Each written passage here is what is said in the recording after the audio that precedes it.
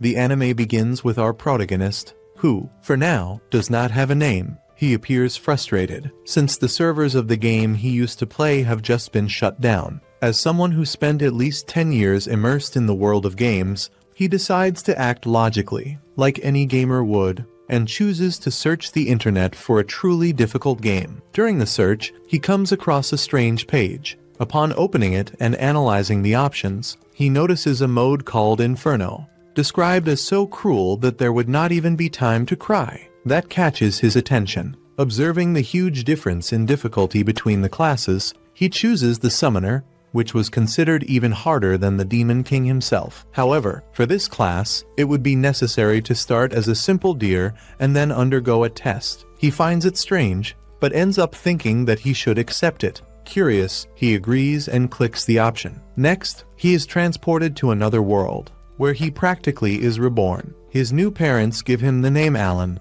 We then discover that, to level up in that mode, it would be necessary to gain 100 times more experience than in normal mode. In addition, there was no time limit, and if he managed to escape that inferno, he would certainly uncover the secrets of that world. Thus, time passes, and we learn that, in his previous life, his real name was Kenichi Yamada, a 35-year-old man, unemployed, single, and without a social life. Now, with only 1 year of age, having reincarnated in that world had saved his life. He feels grateful because, despite still being unable to speak, he understands everything perfectly, since everything is automatically translated for him. As the game itself indicated, he would begin as a serf. His family works cultivating deforested land to pay taxes to the lord of those lands. His mother is named Teresia, and his father, Laudum. Both appear to be around 20 years old and show great love and affection for him. Alan pretends to be tired so that they put him to sleep, and when he is alone, he tries to open his status window. However, nothing happens. He has been trying since he arrived in that world, but without success. Even enjoying the comfortable life he leads, always in his mother's arms and with clean diapers, he is still a summoner and wants to test magic. Suddenly, something finally works, and a book appears before him. However, any sudden movement makes noise and could draw attention. Fortunately, the book soon disappears, and he pretends to be sleeping again. His parents, more at ease, leave him alone once more. He takes advantage of the moment to try to access the summoning guild. There, he confirms that his class is indeed summoner.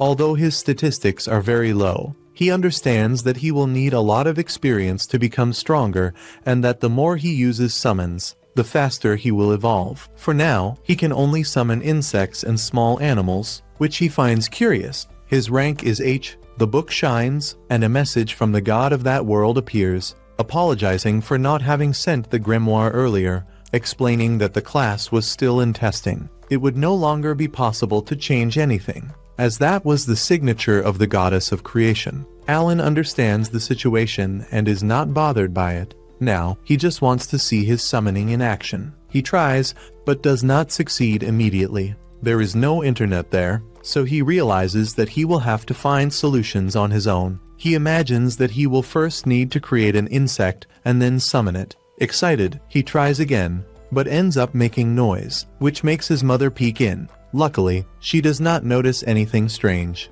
Alan takes a nap and decides to rest, lamenting the fact that a 1-year-old baby does not have much energy. The next day, while his mother takes care of the house and his father works, he takes advantage of nap time to try again. This time, he manages to summon a grasshopper, but does not pay much attention to it. He registers the summon in the guild and notices that the rank H insect has no name. He then decides to call it Denka. Below that, blessings appear that increase the grasshopper's speed and endurance. Alan is surprised to realize that his own statistics have also increased. However, the noise draws attention, and his mother enters the room. Quickly, he sends Denka back to the other world. Thus, the days pass, and Alan continues testing his summoning magic. He gains a new companion, a mouse named Shorasuk, who begins to spy for him, even though it has little intelligence. At the moment, Alan can store up to 10 summons, depending on the blessings of the monsters he keeps. His statistics increase.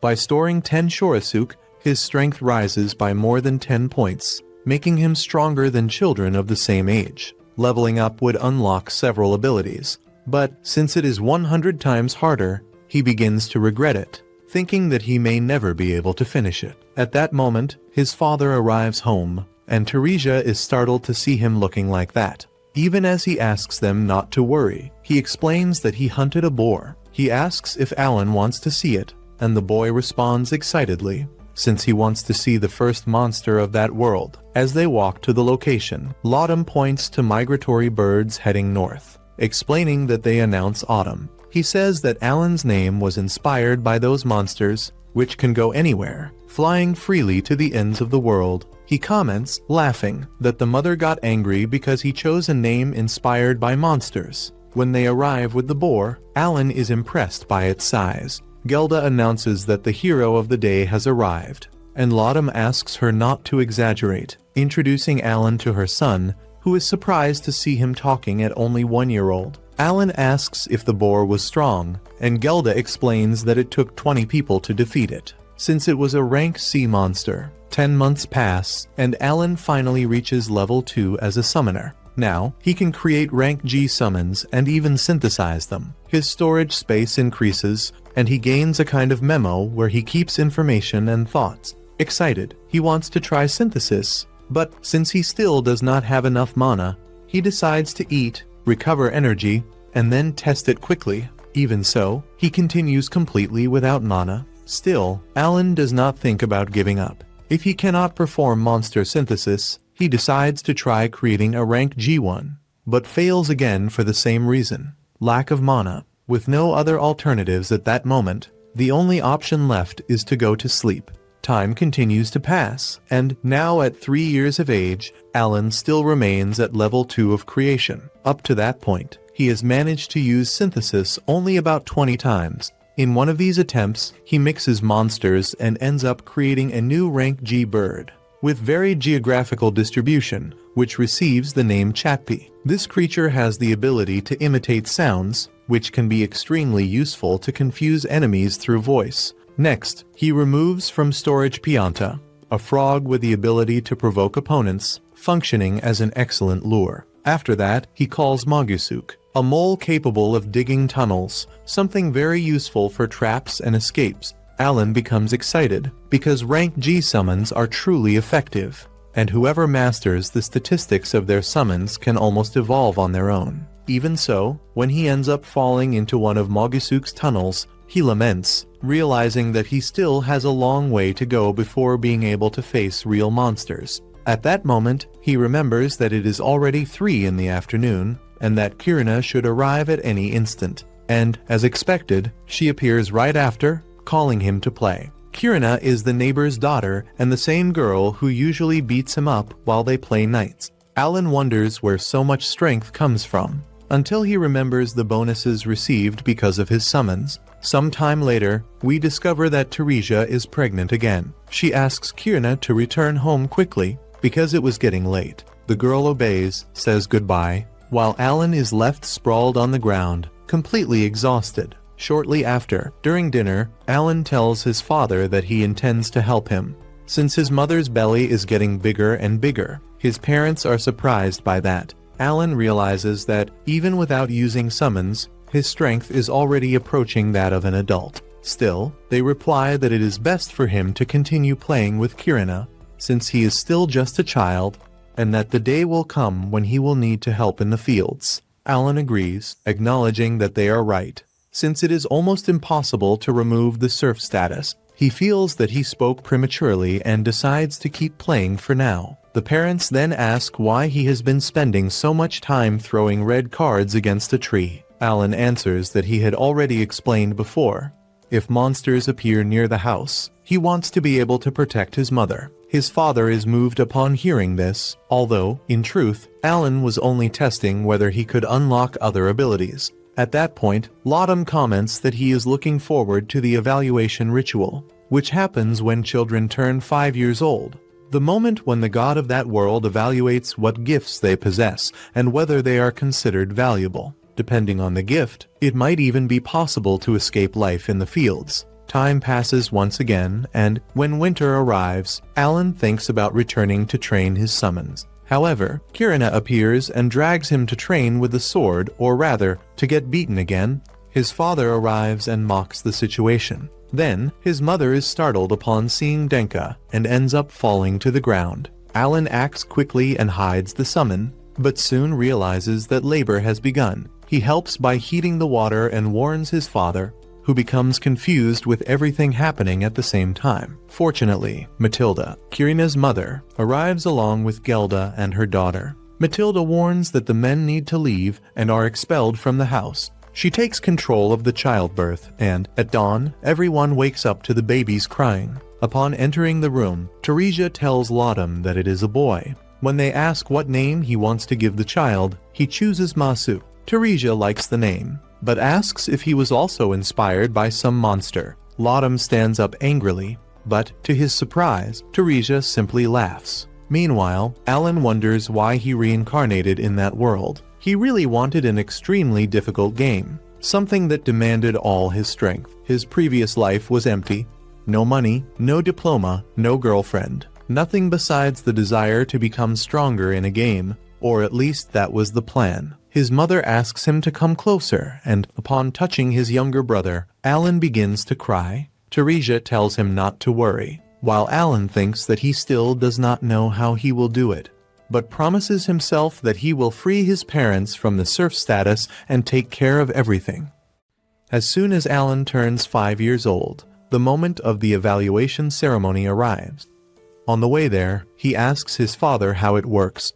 Raiden explains that it is a special event in which everyone, from servants to nobles, must participate once they reach the age of 5. If they demonstrate any kind of talent, they can be freed from servitude. The only drawback is that there are many competitors. Since they settled in that land, people have been having children one after another, and now there are many children about to turn 5 years old, just like him. When Raiden finishes explaining, Krina, excited, asks if they will go together to the evaluation ceremony. Some time later, Krina shows her excitement upon arriving at the commoner's village and comments that if she is evaluated as a Chinese swordsman, she will become a knight. Alan looks at the people around him and realizes that some are very well dressed. He wonders if they are really commoners. Even so, it is surprising to see everyone participating in the ceremony at the same time. It is evident that some children are dressed better than others, something even a child can notice. As they walk, some people make comments about Alan's appearance, saying that he must be a servant because of his dark hair and eyes. Finally, 3 priests come out of the church before the ceremony begins and declare that me, the god of creation, blesses everyone equally with great opportunities. The country has already seen heroes whose lineage can be traced back to servitude. As examples, they mention Classy Santa, who was born a commoner, and Durf, the Lord of the Sword, who also had humble origins. Alan remembers that, in the game, classes such as Hero or Lord of the Sword could only be obtained by people from lower social classes. That seemed to be just a game setting, but it clearly applied to that world. This explains why everyone, from the top to the bottom, needs to go through the ceremony. Everyone enters the evaluation site and observes the statues of the gods worshipped in that world. Alan recognizes the central statue as me, the god of creation, the same entity who sent him the letter. When the ceremony begins, the priests announce that they will start with the village chief's son, Boji Palomas. They ask him to place his hand on the crystal ball and explain that any talent or attribute will be recorded on the metal plate behind him. The boy follows the instructions, and as soon as he touches the crystal ball, his statistics appear on the plate. Alan realizes that it is very similar to the status screen of his grimoire. The boy shows talent as a merchant, which makes his father extremely happy. He hugs him proudly and even cries with emotion. Alan realizes that having any talent at all is already a reason for celebration.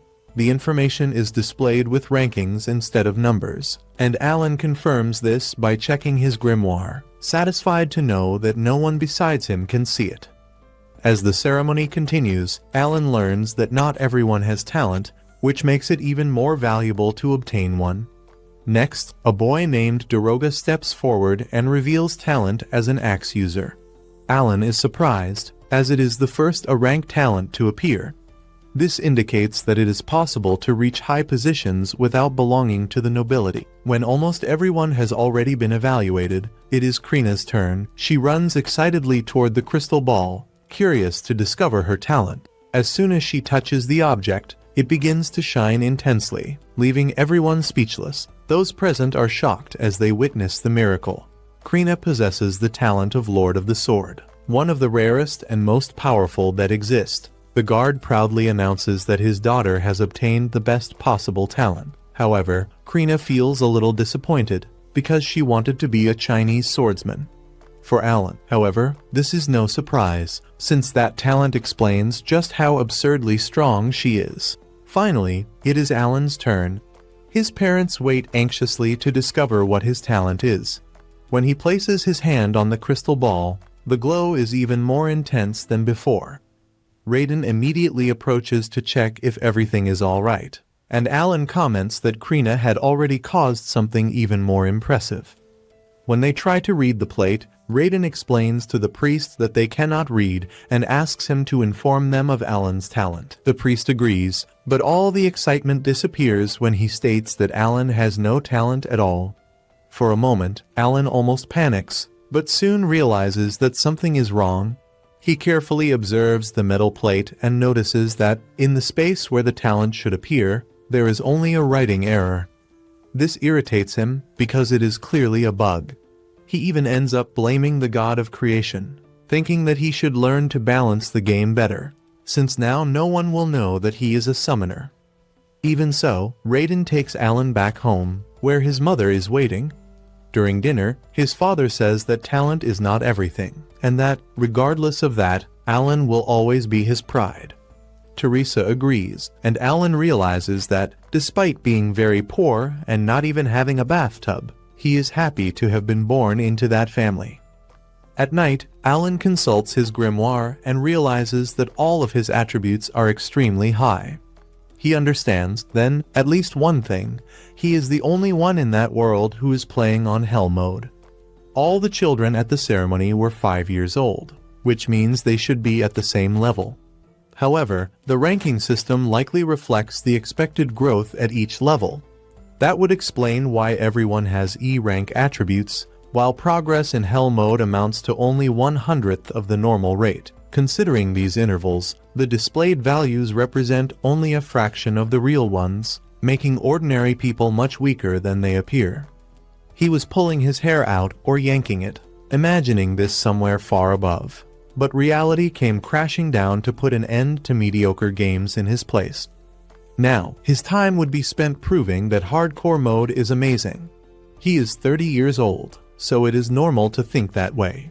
Even so, that strange detail in the evaluation ceremony was clearly an error, and the developers would need to fix it. Because of that, he would certainly complain and drown them in a sea of letters. After all, they could not underestimate a player who had no life. Time passes, and one day Alan notices that his father is behaving in a strange way.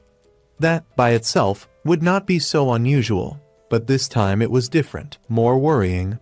It was not just his usual odd behavior, but something abnormal even for him. His mother comments that he had been like that ever since he arrived home late the previous night. Shortly afterward, they go to Gerda's house to celebrate the fact that Krina is now a Lady of the Sword. Upon arriving there, Krina excitedly tells Alan that the talent of Lord of the Sword is even better than that of Chinese Sword, so now she will become even stronger.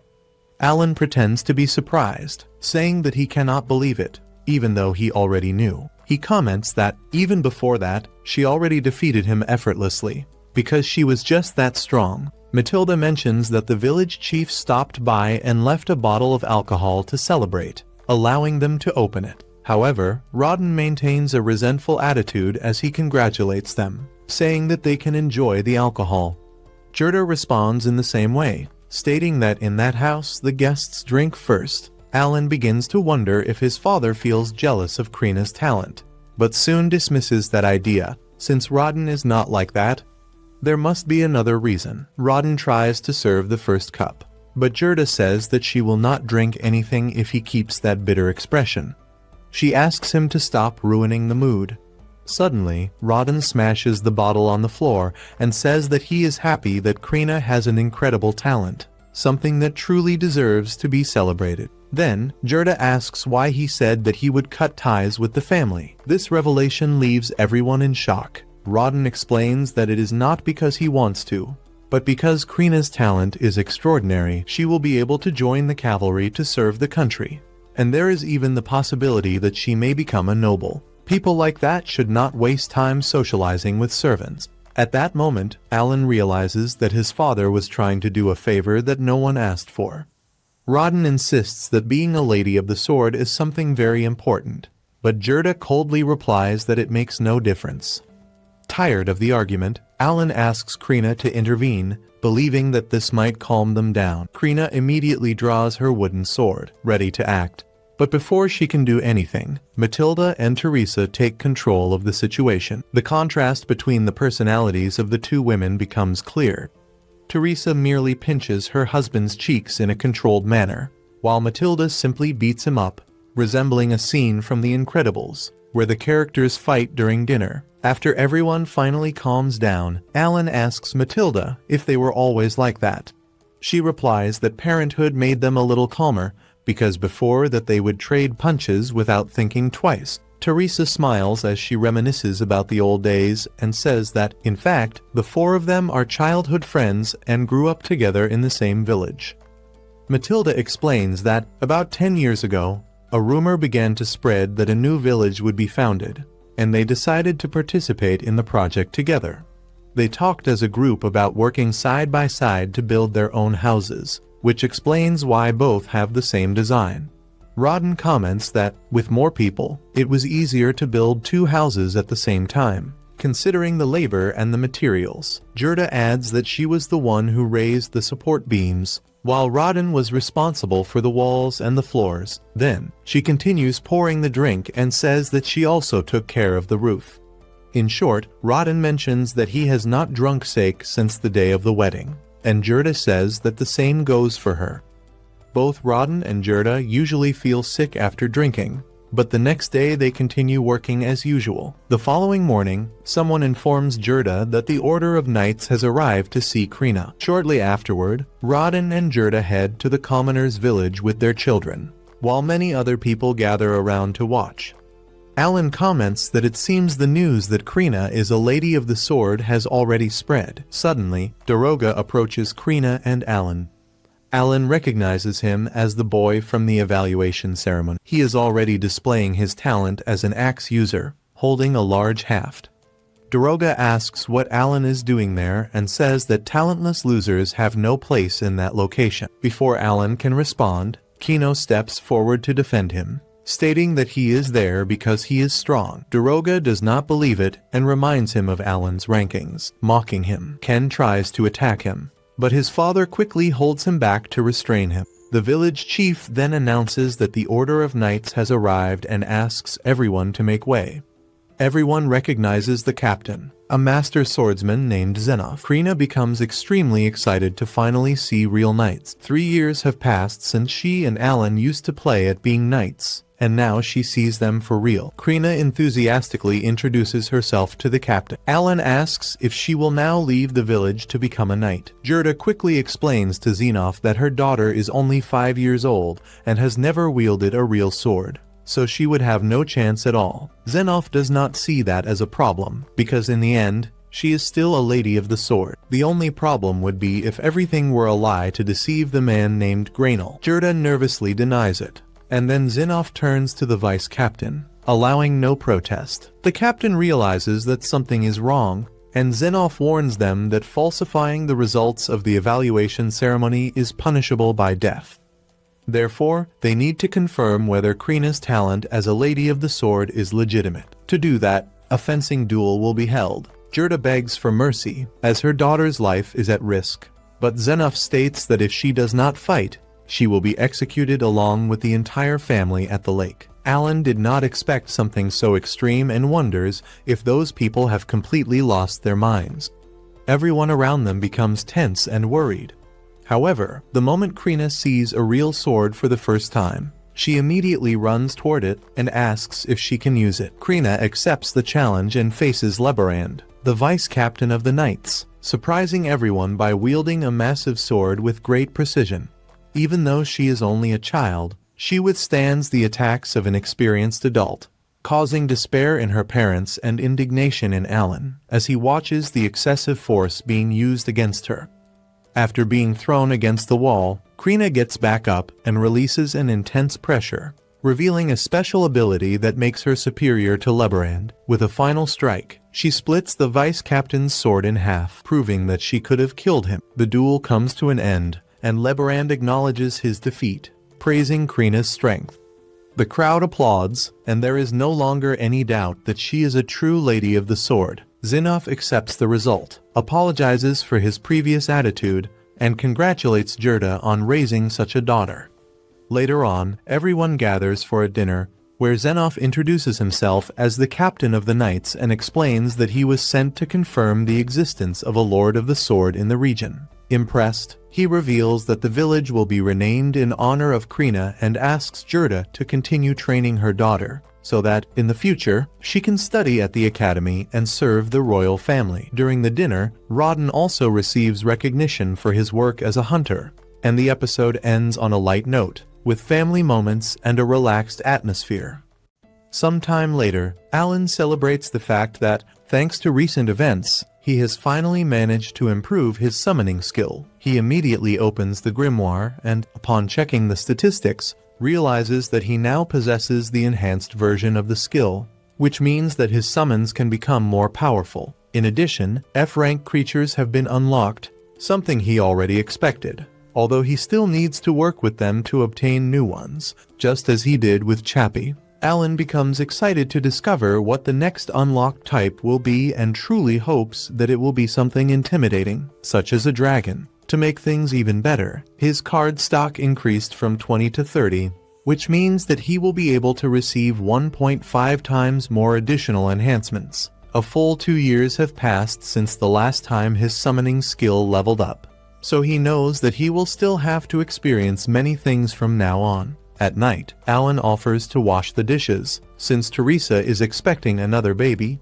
In this marriage, they do not waste time, and he knows that his wife needs to rest. In truth, Alan also just wants to finish his chores quickly so he can test his new ability. Mash asks his mother if they will have another little sibling, but his father explains that it could be either a brother or a sister. Teresa comments that the kicks are very gentle, which gives her the feeling that, this time, it will be a girl. Rodden says that he already needs to start thinking about names, but Teresa reminds him that he promised she would have the right to choose the girls' names. While Teresa tries to think of a name, Alan notices that his magic points are being replenished again. He checks his glyph and sees a message from Me, the goddess of creation. By accident, he ends up reading the name out loud, which surprises his parents. Rodden immediately scolds him, warning that he should not take the Lord's name in vain. Derisha comments that Alan has been acting strangely all day. Alan quickly tries to cover it up,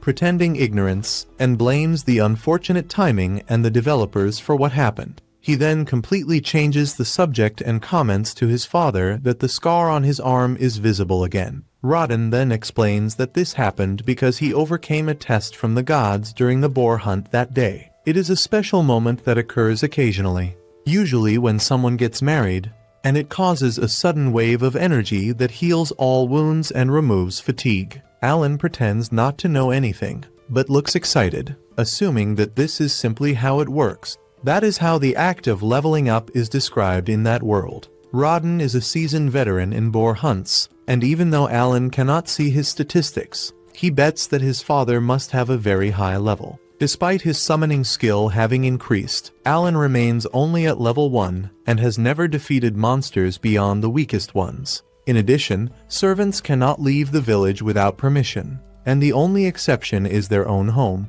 Because of this, Alan decides to ask to participate in a hunt, but his father immediately refuses, saying that the forest is no joke and that danger can cost lives. Alan does not argue any further. That night, he decides to check the grimoire again to reread Me's message. Although he already knows what it is about, After all, he had sent some rather toxic complaints, as expected. The defective text of the evaluation ceremony was finally corrected. The message also explains why his statistics appeared as E rank. This happened due to the slower level increase in Hell mode. As compensation, an attached file with the raw data was sent. Alan decides to analyze the attachment immediately and discovers that his true classification is focused on magic points and intelligence, which makes total sense for a summoner. He has the same number of A, B, and C rankings as Krina, so there is nothing to complain about. In the end, it seems like a fair reward for all the effort.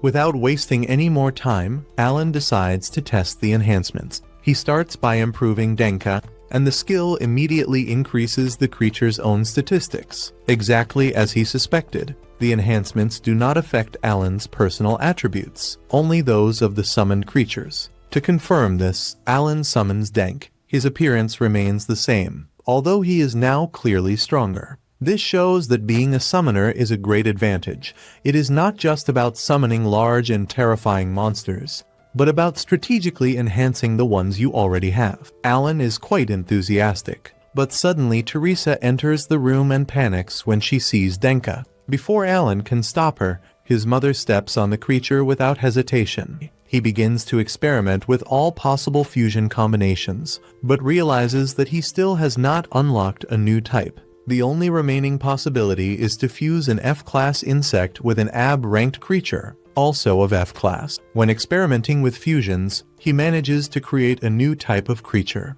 a grass card, class F. Despite the initial disappointment, Alan realizes that it grants an increase in magic points. When he summons it, an apple with arms and legs appears, called a Po, whose aroma ability causes a plant to sprout that releases a pleasant smell. Later, Alan discovers that this aroma reduces the recovery time of his magic points, increasing his daily efficiency. Training with Krina, Alan loses as always, but she notices that he has become stronger. When consulting the grimoire, he confirms that his swordsmanship mastery has increased. Even so, he feels frustrated for not being able to evolve certain skills, insisting on repetitive training while trying to balance responsibilities with his family. At night, Rodden takes a long time to return and is soon brought back seriously injured after a boar hunt. He survives thanks to a rare herb and the gold coins received as compensation from the captain of the knights. Gerda explains that the accident occurred because unprepared commoners panicked, forcing Rodden to save them. Despite the severity, Rodden recovers and shows greatness by forgiving the one responsible. Feeling useless, Alan decides to stop pretending weakness and act to protect his family, fully investing in physical strength. Inspired by his parents, he tries to secure food for the winter using his summoner abilities, but ends up attracting a dangerous Albajaran, a rank B monster. Even with his evolved ability, Alan is defeated along with his summons and realizes the great disadvantage of losing the bonuses when summoning them, fearing that this might be his end. Closing episode 3.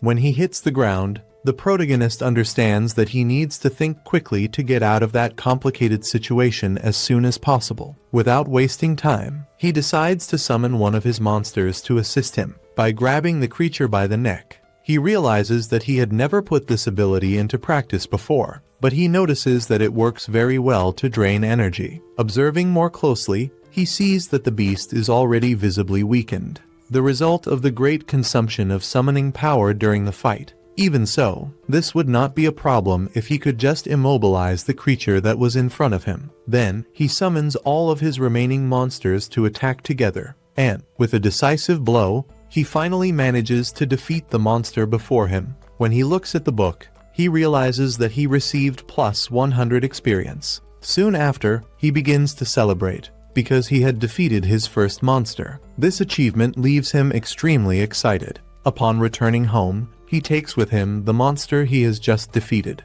Everyone begins to wonder how he managed to defeat an Albanes. The boy's mother asks how he was able to defeat that creature. He replies that it is a long story and that everything happened suddenly. The people around him become curious, trying to understand whether that was true. The boy's friend becomes very happy when she realizes that he is getting stronger and stronger. One of the men notices a wound on his cheek and asks if he was injured anywhere else. The boy replies that the bleeding had already stopped, so there was no reason for concern at that moment. The man asks if he brought down the beast using stones and a sword. Alan answers that yes. The old man, however, is surprised when he notices several marks that resemble wolf attacks. Alan makes up an excuse, saying that he fought purely on instinct and that he does not even really know how he managed to do that. Next, the man asks Alan for help. Together, they carry the beast to a more secluded place. The man explains that this type of creature usually weighs around 60 kilograms. Then, he explains that after removing feathers, blood, and organs, approximately 20 kilograms of meat suitable for consumption remain. In addition, the feathers also have good resale value. Alan becomes very happy when he realizes that his uncle is willing to teach him everything he knows. However, he explains that, even so, most of the profit must be handed over to the upper class. The 60% tax applies even to wild monsters. Then, he decides to show the boy something, opens the creature's body, and removes a stone, explaining that it is rank D. The man says that magic stones from monsters above rank D are also subject to taxation. He adds that, for the village, these stones have no use. Even so, he asks Alan not to continue hunting in the forest while his father is injured. Still, he gives him a tip. It would be possible to negotiate that bird with a higher-ranking chief.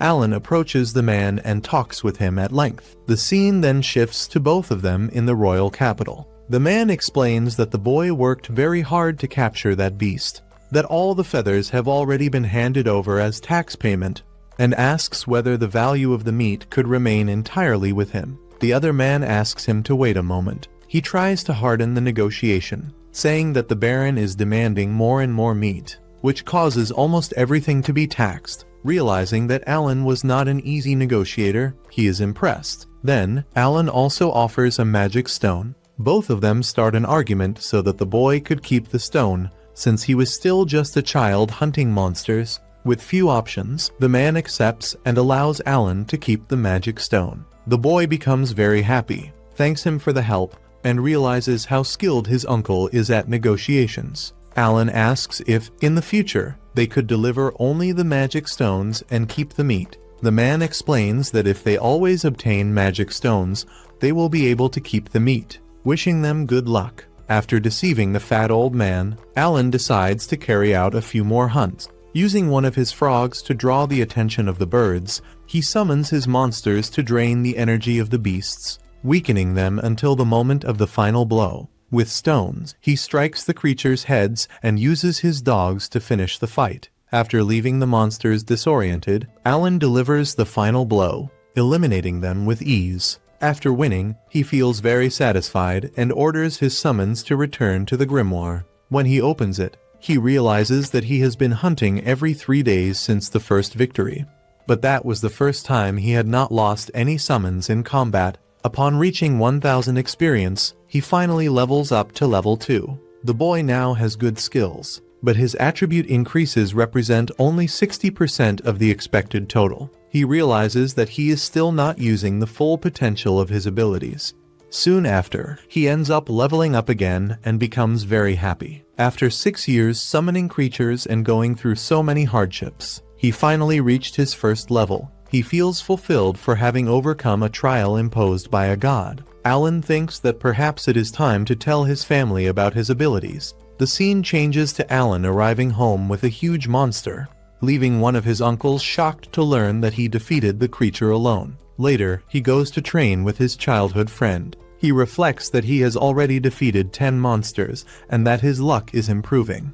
If he continues like this, there will be enough meat to get through the winter without worries. What is missing now is to trade part of the meat for firewood. Since there are many albatrosses in the region, he thinks about hunting more and, who knows, reaching level 3. He knows that this will be difficult before the end of the year. Distracted, he ends up being defeated by his friend during training. At nightfall, he decides to talk to his parents about his powers. Alan explains that he heard from an oracle when he was small that he was stronger and more intelligent than ordinary children. His mother asks if it was Elmia, and Alan confirms. However, he would also have to face challenges that an ordinary man would never face. The mother becomes worried about her son, His father, in turn, asks if he managed to overcome the trials of that day. Since the wound on his cheek had disappeared quickly, he explains that he himself had also gone through tests from the gods and knew that this would one day happen to his son.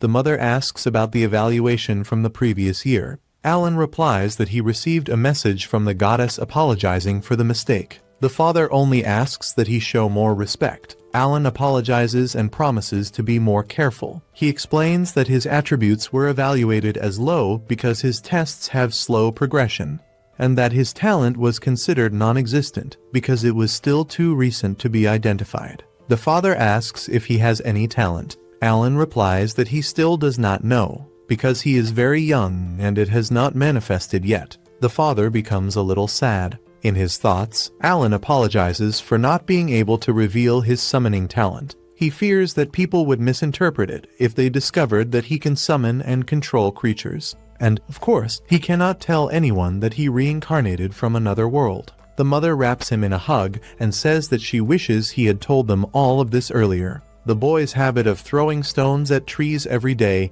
and now facing giant monsters makes her ask if that was because of the Lord's trials. Alan apologizes for not speaking sooner. The father asks what he intends to do in the face of this. Alan explains that he wants to prove that he is worthy by passing the trials. In addition, he has always liked facing his problems head-on. The father understands what the boy means. Now he realizes that the goddess Elmia prepared this challenge especially for him. He knows that it is worth being accepted, and if he faces difficulties, he asks him to never hesitate to tell them everything. Alan thanks his parents for their support. The father asks that this story remain only among them, because he knows that telling this to other people could end up causing problems. Even so, he would like to tell Jerd, and the boy allows it. He knows that Jerd is always bragging that the girl is the Sword Lord and all that. Now he will be able to say that his son has a power comparable to hers. As time passes, winter finally arrives, and Alan begins to separate the meat to cut it. Suddenly, his uncle appears at the place, saying that he always knew that Alan was never an ordinary child. However, being blessed and tested by a god is another story altogether. He comments that this explains many things. The two head to the capital to sell part of the meat. The man asks if it is Alan's first time negotiating food, and he replies that it is, asking his uncle for help. The man decides to assist him. He explains that things work better when it is only among them, without commoners to get in the way. Alan asks what the real difference is between them and the commoners. The man replies that this is linked to their current social position. In addition, the 60% tax does not apply to nobles, because they pay in another way. He also explains that if a person has a child, nobles pay 1 to 3 coins, while commoners pay around 50 coins. Upon arriving at the shops, Alan learns to trade his meat for salt, sugar, vegetables, and other products. When he returns home, he is satisfied to realize that a bundle of dried meat was exchanged for enough firewood for 4 days. Now that he better understands how trading works, he can research more the next time he goes to the market. When he returns to the place, he asks the man how much it would cost if he paid with coins, and he replies that it would be 5 silver coins. In his mind, Alan knows that he cannot be a salt seller without having a salty attitude. When he enters a medicine shop, Alan asks if the man has any medicine that restores MP. The merchant replies that he does not deal with such expensive medicines. He explains that he only sells healing potions. Alan then asks if he has the Mueller's flour. The man replies that he does not, and that even if he did, he would not sell it. Alan asks if it was the same flour that Gerda bought. The man confirms, saying that she always enters the shop wanting the most expensive medicines. In addition, he comments that she is very clever.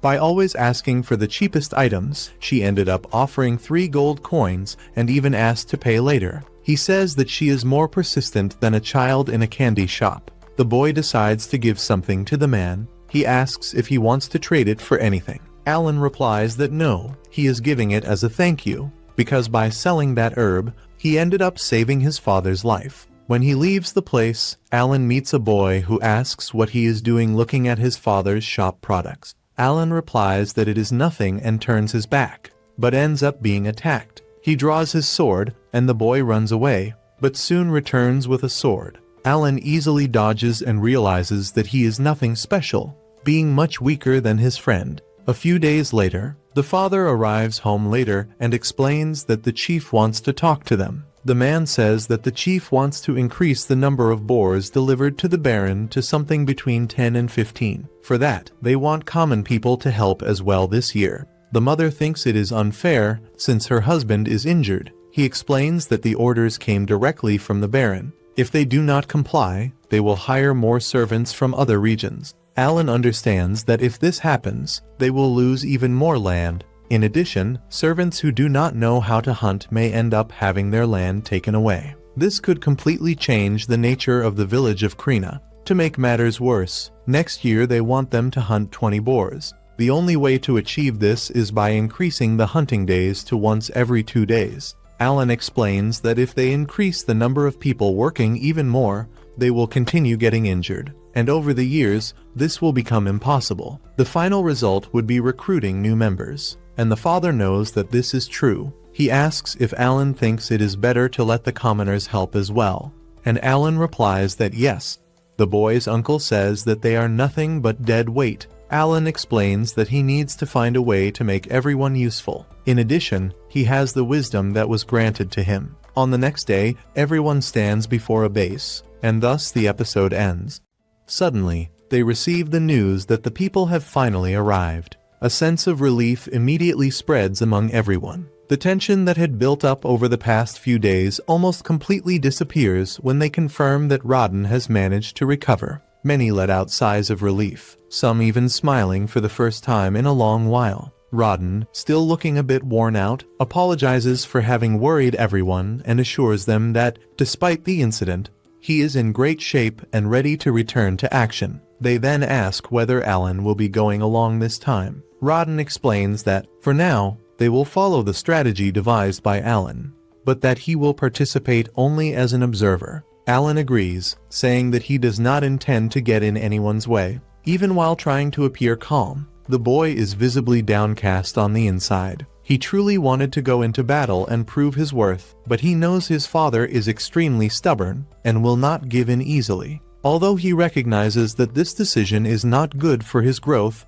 he accepts the situation. At the moment, the most important thing is to ensure that the novices are properly trained, helping the group hunt more boars without risks. No one wants anyone to get hurt again. Shortly afterward, the people who had caused Rodden's injuries appear. Ashamed, they apologize, admitting that they were reckless and irresponsible. They say they do not want Rodden to worry about them, and even claim that, if a monster attacks them again, they would rather be left to die. Rodden reacts immediately, saying that he does not want to hear that kind of talk. He makes it clear that all he wants is for everyone to take care of themselves and reinforces that, whenever they need help, they only need to ask. Alan reflects that this was already his 7th year living as a servant. At last, the moment to leave the village was drawing closer. A small step forward, but an important one. Before him rise the White Dragon Mountains, imposing and shrouded in an almost mystical aura. Every autumn, the boars descend from the foothills of the mountains in search of food, becoming the main targets of the hunts. Legends say that a mythical white dragon lives hidden somewhere at the summit. Just thinking about it already excites the group, as if the very atmosphere were charged with fantasy. Suddenly, Alan is called to keep up with the group and not fall behind. The scene cuts to the battlefield, where everyone is already in position and ready to fight. A giant boar emerges from within the forest and attacks violently. In perfect synchrony, the group uses the giant sword to halt the beast's advance. Shortly after, Rodden's team appears from the rear. With a coordinated attack, they manage to severely wound the monster. Throughout the entire fight, Alan only observes attentively. It is explained that the method works as follows. The bait team lures the boar. The tank team keeps the monster in place. And finally, the attack team strikes its vital points. This is the method that his father and the others have used for more than 10 years, allowing for successful hunts even without special talents. Alan comments that it is almost time to attack and asks his friends to be ready to help. Even so, he feels a growing frustration at having to rely on weak people to hold anything on the battlefield. Soon after, they move into action. Rodden warns everyone to be careful and not to hit someone by mistake. Watching from afar, Alan knows that a single battle is enough for everyone to gain experience. Rodden then orders everyone to attack together, and the boar is defeated with a single devastating blow. Alan wonders if he gained anything from that. When he checks his log, he realizes that he did not receive any experience, which makes sense since he did not directly participate in the fight. Shortly afterward, the same boys he had trained appear, thanking him and saying that his advice made all the difference. Even so, in Alan's mind remains the frustration of having been only an observer, leaving a bitter taste of defeat. The next day, the group asks whether Alan will go hunting again. He answers yes, but adds that he would like them to ask his father for permission to use a spear. Everyone immediately refuses, saying that Rodden would beat them up if they dared make such a request. Without wasting time, Alan calls a friend to help him process the monsters that were already dead, properly cutting the parts and separating them. In exchange, he offers 2 packages as payment, and the man accepts without hesitation. Alan explains that those monsters are not part of the official reserves and that proper cutting is essential to sell the meat. He knows he needs to gather 50 gold coins to free his family from servitude. Taking everything to a city butcher would be far too expensive, so outsourcing the work right there is the best option, saving both time and money. He needs to make use of every moment. Later, the group discusses the possibility of forming 2 teams to capture even more boars. The scene cuts to them already inside the forest. One of them draws the monster's attention and runs to warn the others. Everyone gathers quickly and defeats the boar with a single blow. When he looks at his book again, Alan realizes that this time he gained experience. Before the fight, it is explained that his creatures can be summoned in any location he can visually mark within a radius of 50 meters. If the boar attacks one of these creatures, that already counts him as a participant in the battle. Anything goes when it comes to this. That is the mindset of a true hardcore gamer. The story advances 3 months. Alan explains that this world celebrates the beginning of the new year, and because of that, he was invited, for the first time, to the residence of the village chief, perhaps as a reward for having defeated 15 boars. Everyone celebrates the achievement, and he knows that, by keeping this pace, reaching 20 boars that year will be easy, all thanks to his plan to train the novices. During the celebration, someone notices a bottle behind Alan and believes it to be something special. He explains that it is a liquor he received from the chief. Everyone is impressed by something so expensive. Alan knows, however, that he deceived everyone with that lie. When they ask to drink the liquor, Alan agrees, but sets a condition.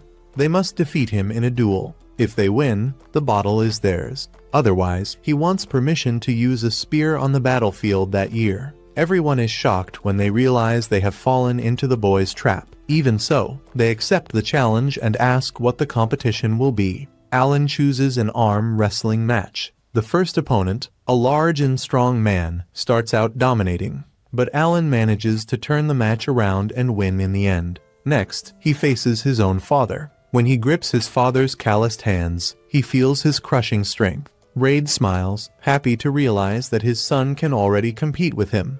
But even so, he still wins with ease. Alan accepts the defeat, aware that the other man's power is between 150 and 200, rank D, while his father's ranges between 250 and 300, rank C. After drinking more than they should, Gerda ends up getting hit by his wife and is left hanging upside down, drawing laughter from everyone. Alan watches the scene and is impressed, realizing that she must also be rank C. The scene shifts to 6 months later. Alan clearly feels that his level has finally increased and receives a flood of new information. It is too much to process all at once, so he decides to calmly check his statistics page. In addition, he unlocks rank E summoning creatures. He will need to fuse them again to discover the final result. But now he has enough MP to experiment without restrictions. His card inventory has also increased, now able to hold 10 units. The bonuses granted by summoned creatures grow according to their level, so he imagines that he could receive a considerable boost if he manages to fill the inventory with 40 rank E cards. Thinking about that, he believes that he might now be able to defeat his own father in an arm wrestling match. Soon after, he realizes that he has acquired a new ability related to storage. Upon closer inspection, he notices that there is no level indicator next to the skill, which makes him wonder if it could be a fixed ability. While investigating, he notices the existence of an empty space, as if it were a hole. When he puts his hand in, he feels that it is extremely deep. Curious, he throws a stone and realizes that it does not hit the bottom. By concentrating more, he is able to mentally visualize the objects he stored in that space. After throwing several stones inside, he decides to test the limits of the ability and discovers that he can store anything that fits inside the book. He remembers that, in many games, item carrying capacity is an essential factor for player progression. Because of that, he begins to wonder if he received a divine storage ability at precisely that moment. Whether it is a key, a boat, or even a magic carpet, items tend to appear when they are truly needed. He feels that there is a greater reason behind this, something that will eventually require this ability. Next, he decides to test the rank E summons, but realizes that nothing happens. He wonders if perhaps he does not have enough MP, even though he has just recovered his energy. Shortly after, a message appears informing him that he does not have enough magic stones to create a rank E insect. Determined, he goes to his room and grabs all the money pouches he had stored. When he tries to use a stone, he receives another message and realizes that it still did not work.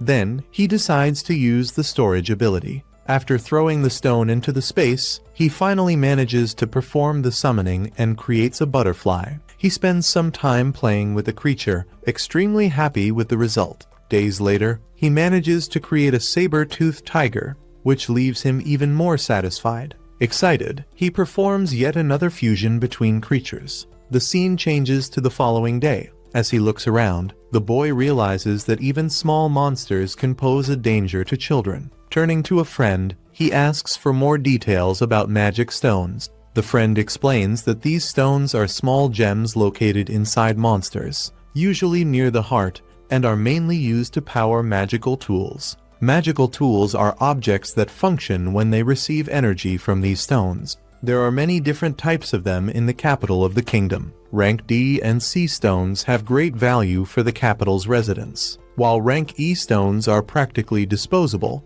often found scattered across the ground. Upon hearing this, the boy begins to look around and finds several of these stones. Alan decides that he will search for more in the surroundings of the village. After some time, he manages to gather many magic stones with the help of the villagers. Soon after, he imagines a situation in which several boars attack him, but together with his creatures he manages to defeat the beasts. However, he soon realizes that this is nothing more than a dream. When he wakes up, he concludes that each type of summon was created to fulfill a specific function in combat, such as attack, defense, weakening, healing, and detection. Thanks to this, he can single-handedly fulfill the role of an entire group of adventurers, which defines a truly efficient summoner. He also understands why he received the storage ability at that moment. Without it, it would be impossible to carry hundreds of magic stones with him. Now he believes he understands the intentions of the creators of this system. With an unparalleled army of creatures at his side, he feels that he can overcome any challenge and defeat any enemy. Thus ends another episode. As soon as they arrived at the noble's residence, they were received with a direct question: what did they want this time? They explained that, according to the new decision, the Baron would begin visiting the region every month. The master of the house was surprised by the news. Then they added that, in order to meet the requirements of the visit, it would be necessary to slaughter around 20 boars. He then wanted to know why they specifically needed Alan. The noble decided to clarify the situation. He said they needed someone capable of acting as the Baron's guide during his stay. They questioned why his own son could not take on that role. The man replied that Paloma's was not suitable for the task. Alan understood immediately. Deep down, he knew that it was true. He agreed without resistance. The noble explained that he expected Alan to help demonstrate hospitality, beginning with a dinner before the hunt. Alan realized that the intention was to entertain him and please him, perhaps even win him over with small courtesies. Even so, he made it clear that he would not be easy to manipulate. The noble had heard comments that Alan's ideas had contributed to the success of the hunts the previous year. He was confident that the boy would be able to handle that responsibility. In Alan's thoughts, however, he cared little about the Baron. The reality was that, as a serf, he did not have many options to leave the village. If he continued merely hunting boars and albatrosses, it would take at least 10 years to reach the status of commoner. The boy's father explained that, if he refused, there would be no problem. Alan remembered something important. The Baron had the authority to grant the title of commoner. That could be his chance to rise in the social hierarchy. After reflecting, he decided to accept the role of guide. On the day of the Baron's arrival, the city was restless. Nobles made a point of flattering him. His daughter, Sissel, was also present. The Baron thanked Deboki for the work carried out over more than 15 years to establish Krina village. Ever since the land reclamation decree, he said that, throughout the entire Grinvel fief, there was no greater example of success. He apologized for the confusion involving the boar meat. He knew that the extra request was troublesome, but he could not refuse a direct order from the king. The host was shocked to learn that the request came from His Majesty himself. Irritated, he blamed Viscount Carmel for having mentioned the hunts before the king. The butler advised him to calm down and taste the meal. Upon trying the dish, he was surprised by the flavor and asked what kind of meat it was. Not knowing how to respond, the host remained silent until Alan asked for permission to speak. He explained that it was a dish from Albahiron, prepared with meat slaughtered the previous day. They had used breast, thigh, and liver, seasoned with fresh herbs. The Baron asked whether the boy was the host's son. He replied that he was not, that Alan was a separate case. Someone at the table recalled that he was Rodden's son, the hunter.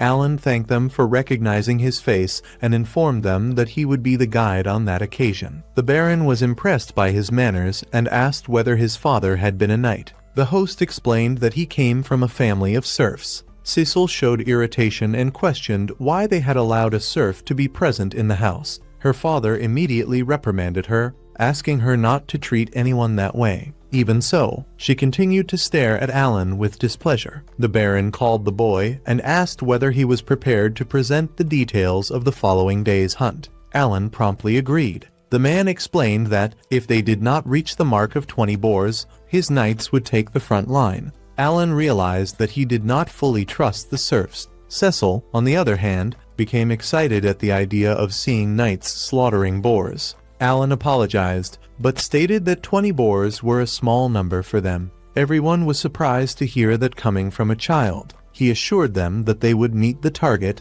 and that their performance would speak for itself. Before departing, the Baron asked Zinnov to take care of his son and keep everyone safe. Zinnov accepted without hesitation. At the camp, Alan indicated the hunting location and suggested that they climb the tower to observe the area. Cecil was impressed by the view. He explained that that was the forest where they faced the boars. Soon after, they were informed that the hunters had arrived. Alan commented that the armor being used had been produced from scraps of hide, bones, and tusks from previous hunts, and asked that they convey thanks for the authorization. On behalf of his father, Rodden, he explained that the strategy consisted of attracting the boars into the hunting zone. Speed was essential, which was why they used light equipment. He asked for patience, as it might take some time before the animals appeared. The Baron was impressed and remarked that he would send a tutor the following spring to help Alan study for the academy entrance examination. The boy understood,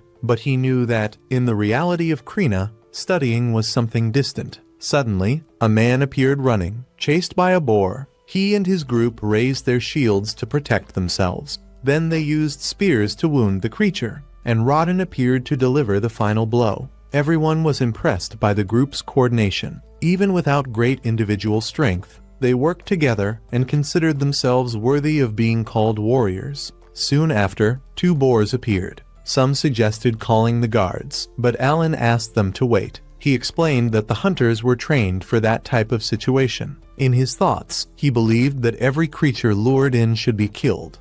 Letting one escape was wasteful. However, in the past 10 years, he and his father had not managed to eliminate all the animals, mainly due to the lack of proper armor. 60% of the meat was collected as tax, and the remainder had to be exchanged for basic items. The spears were the only equipment they could improve. Even so, by mastering efficient strategies, they were gradually able to enhance their resources. After observing the difficulty of the confrontation, someone commented that 17 boars were still missing. Alan corrected them. Only 10 remained. 7 had already been slaughtered at the end of the previous year. He believed they would reach the target before the following month. The Baron was impressed and concluded that his knights would not be necessary. Alan gave thanks, imagining that his father would be pleased. Then he made 2 requests. The first was authorization to construct 2 shield walls. The Baron asked whether that was for the next hunt or already in preparation for the following year. He then asked if Alan needed anything else.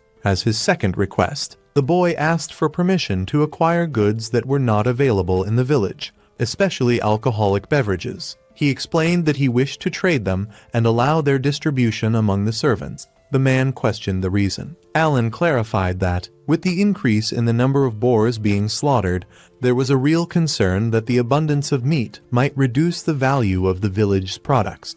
Exchanging part of the meat for imported drinks would help prevent a possible collapse in the local market. Furthermore, he emphasized that the hunters risked their own lives to be effective. The man understood. The drink would help keep morale high. He stated that he would consider the request favorably. Alan expressed his gratitude. Before concluding, the Baron remarked that they had been fortunate and advised them not to let it go to their heads. The scene shifts to everyone gathered before the man. He praises the group's hunting skills and states that great achievements deserve rewards.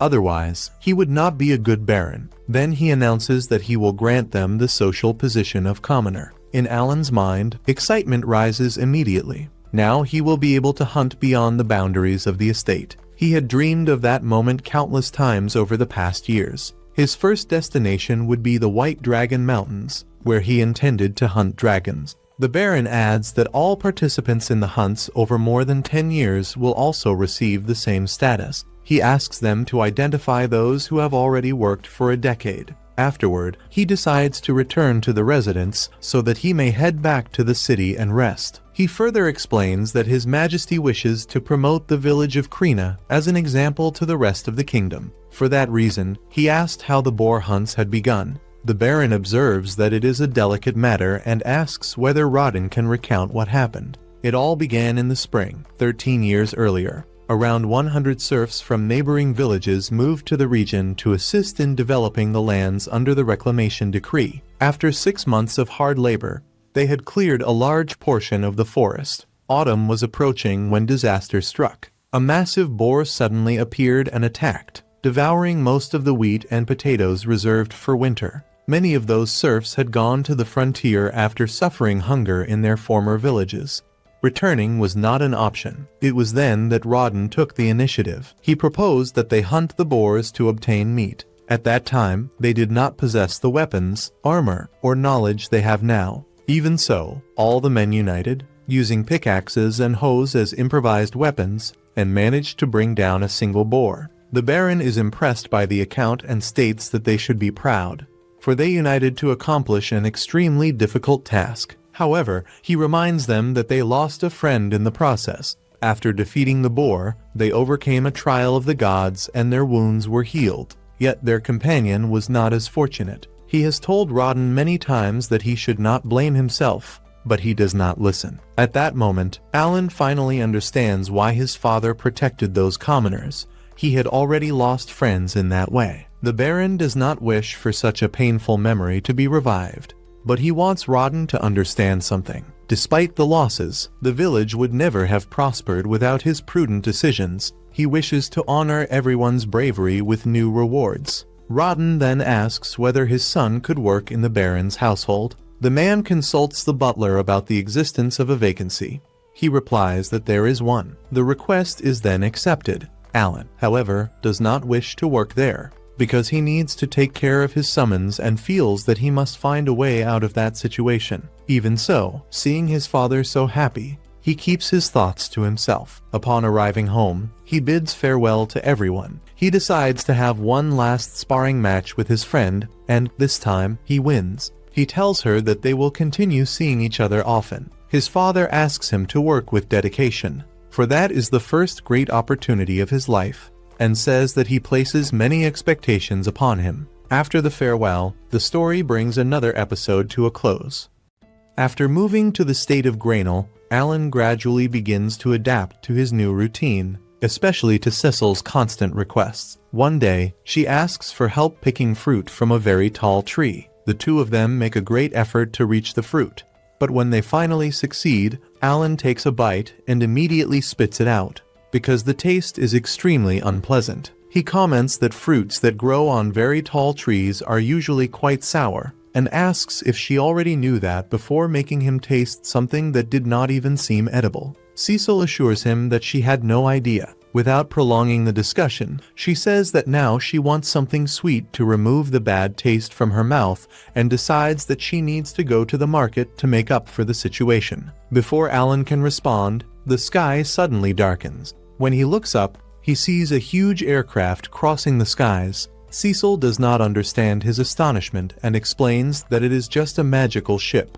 something relatively common there. Even so, for Alan, it is the first time he has seen something so impressive. He had already seen tools powered by magic stones, such as clocks and lamps, mentioned by Paloma, but nothing compared to that flying vessel. The following morning, Alan wakes up excited, commenting to himself that that place seems like a completely different world from the uncomfortable internet cafes where he used to sleep. The first thing he does is breathe in the aroma of a po, which helps him recover his magic points more quickly, reducing the recovery time from 6 to 5 hours. After that, he goes to breakfast and meets the head butler, Rickwell. Rickwell asks if he is getting along well with Cecil. Alan responds without much enthusiasm, remembering the difficulties she usually imposes.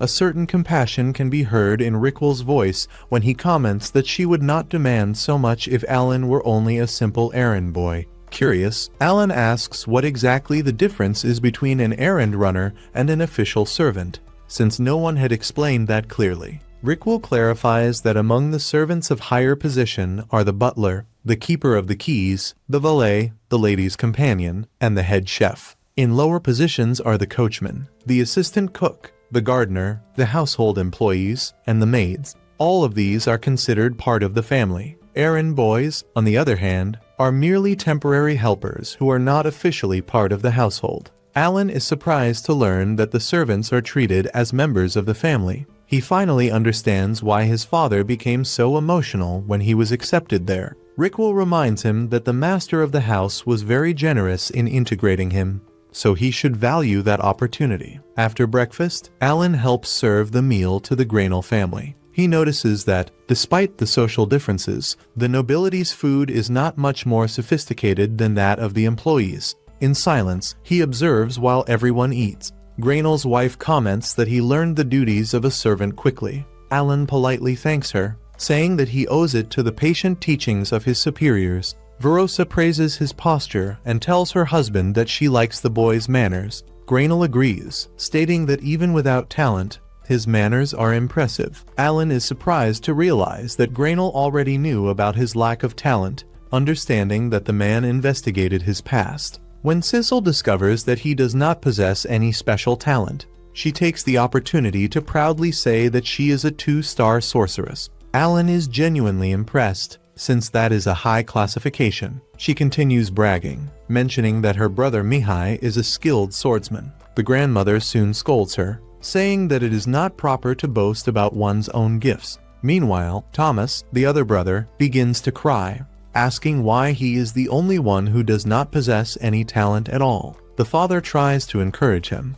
explaining that he will be able to study at the nobles' school in the capital. Thomas replies that he would like to attend the city academy, as Mihai did.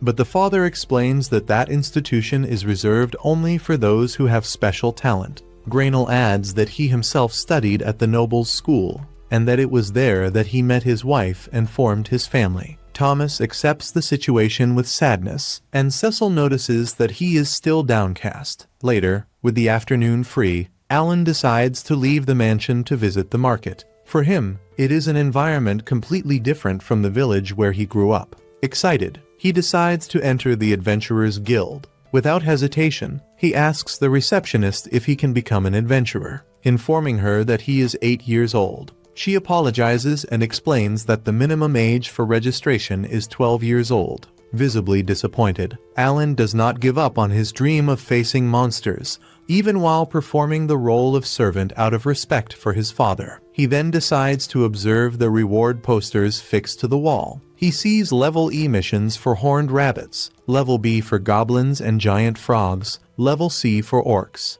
and even special ants that reward 3 silver coins. At that moment, an adventurer named Raven approaches and says that that is no place for a child. Alan replies that he is already leaving, but takes the opportunity to ask why the posters do not indicate the exact locations where the monsters appear. Raven explains that these monsters can be found in several regions. He begins to grow impatient, asking since when he became Alan's teacher. Alan clarifies that he is only curious and wants to understand how the classifications work. Even reluctantly, Raven explains that the higher the monster's level, the farther from the city it usually appears. The most dangerous ones lie near the White Dragon Mountains. Alan stores that information in his memory. As he continues observing the board, he sees a level B reward for a myrtle, worth 200 gold coins. It is a monster known as Mash, something that immediately catches his attention. After hearing the monster's name, Alan decides to ask one more question. He wants to know why no one accepts the mission, since the reward is so high and the poster even indicates the location.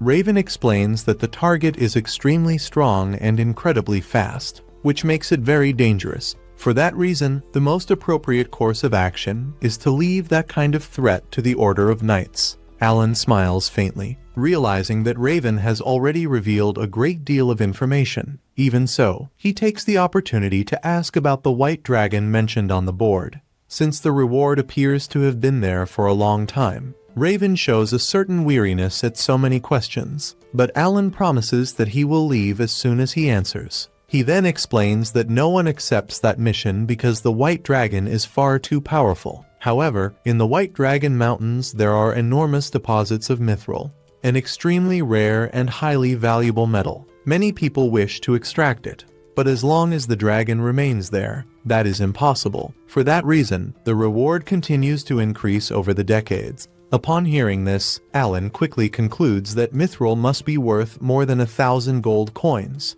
Before he can continue the conversation, Raven's group Rita and Milsey approaches. They also notice Alan's dark hair and eyes, something uncommon. He simply explains that he was learning about monsters and thanks Raven before leaving the guild. He has already obtained almost all the information he wanted and now feels that he is ready to take the next step. As he leaves the city, the cold air hits him, but he does not intend to waste the day off that he earned with so much effort. A guard tries to stop him and asks for his travel authorization. Alan then shows the crest of the Grand Bell family, which grants him free entry and exit from the city. The gates open, and he runs toward the forest, determined to face as many monsters as he can. He has waited 8 years for that moment, but he knows he should not stray too far from the city.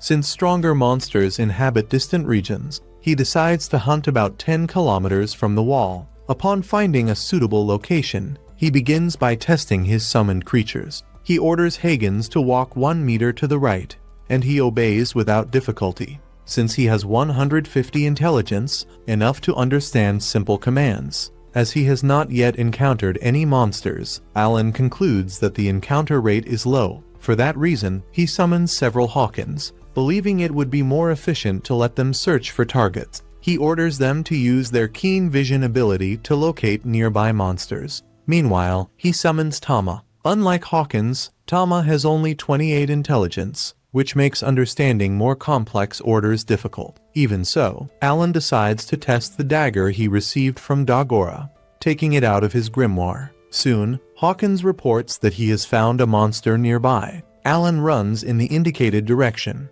but begins to realize that he should have given more specific instructions, such as limiting the search area. Shortly after, he spots a group of goblins. He hides behind a tree, but is quickly detected. Without wasting time, he summons Tama 5 times and then 5 more times, completely surrounding the goblins. Since he can summon creatures at any point within a 50-meter radius that is within his field of vision, the strategy works well. He orders Tama to attack with his claws, and this time the tiger understands immediately. Despite the strong start, the goblins react. So Alan decides to change tactics and summons Papillon, who possesses the ability to induce sleep. The technique works, leaving several goblins asleep. He tries to attack them with stones, but realizes that the damage is not sufficient. So he lets Tama finish off the enemies. After defeating 5 goblins, Alan receives 1,000 experience points, which he considers excellent. He understands that efficiency is essential.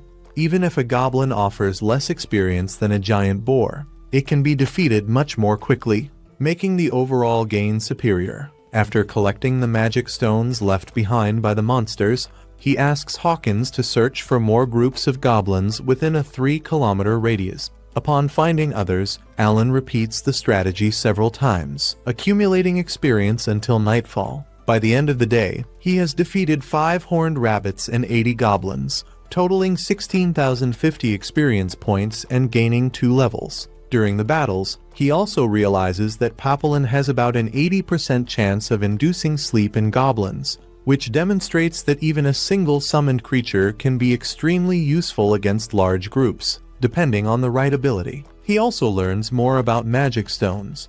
Rank D stones cannot be used to create rank E creatures, and the reverse does not work either. This means that there may be situations in which lower level creatures are necessary. Determined to continue hunting, his routine begins to attract attention. The Baron summons him, praises his performance, and questions what he does on his days off, since he leaves at dawn and returns late. Pressured, Alan admits that he hunts magical creatures outside the city, justifying himself by saying he is Rodden's son and has it in his blood. The argument convinces the Baron. The tension rises when the Baron mentions the horned rabbit Alan has supposedly been raising, revealing that he has been under observation. The Master believes the boy is trying to domesticate beasts to sell meat illegally and advises him to stop. Alan clarifies that he only discards the carcasses. A profitable agreement then emerges. The Granbert family will buy each carcass for 1 silver coin. With official permission to hunt, Alan begins to profit in addition to gaining experience. He sets aggressive goals to slaughter at least 100 goblins and hunt horned hares to accumulate XP, magic stones, and money. During the hunt, his radar detects something moving far beyond the normal range. Upon investigating, he finds a trio from the guild cornered and gravely injured. Ilithy refuses to abandon her companions. Unable to reveal his summons, Alan decides to fight using only his own attribute. At level 12, with attack and speed above 300 points, he surpasses rank D monsters without magical assistance and neutralizes the main threats, leaving only a weakened goblin for the adventurers to finish off. Rave is on the verge of death, and the group has no magical power left to heal him. Rita falls into despair, but Alan uses the Herb of Life, a rare item generated by Memetero. The effect is immediate. The bleeding stops and Rave stabilizes. Relief spreads through the group. Noticing that Rita is also injured, Alan hands her another herb. The adventurers are shocked to see something so valuable being used so casually. To them, it is a rare treasure. To Alan, it is merely a resource from his system, which he downplays as something common. Rave, now recovered, tries to formally thank Alan for saving the group, but the boy cuts off any attempt at ceremony. He says he is late to meet his daily hunting quota and does not want fame. As a condition for the rescue, he demands absolute silence about his identity and ability. In exchange, he accepts 100 level E magic stones. For the adventurers, it is an absurdly low price for their lives. For Alan, it is the ideal resource to sustain his summon. Raven promises to deliver the batch within a week. Alan turns the incident into a strategic analysis. He compares the Myra's flower, which was used to slowly heal his father Rodden, with the Herb of Life generated by Mamatero, which healed Rave instantly. He concludes that the herb works with fixed and immediate restoration, making it far more efficient in emergencies. He also notes that he received 160 experience points for the goblin defeated jointly, about 80% of the total value. Realizing that shared combat does not drastically reduce the gain, by the end of the day, he accumulates valuable information about healing and experience. The scene cuts to the dining hall, where everyone is gathered around the table. The noble guest shows great fascination as he tastes the meat being served. With each bite, His expression reveals surprise and satisfaction. He comments, impressed, that this was the meat Alan and his family used to hunt. He states that he expected nothing less from Rodden's son and mentions having heard that they had reached the goal of eliminating 20 boars. Upon hearing this, Alan feels extremely happy and proud. The boy, curious, asks why they were not eating boar that year, since it was traditionally one of the main highlights of the meals. Alan then recalls that the decision was the result of an order from the king, who had requested that all slaughtered boars be sent to the royal capital. Upon hearing the explanation, the boy shows irritation, questioning the fact that the servants in the capital were consuming more meat than the nobles themselves. However, his father quickly corrects him, asking him to show respect and reminding him that social position does not determine anyone's worth, trying to shift the focus of the conversation.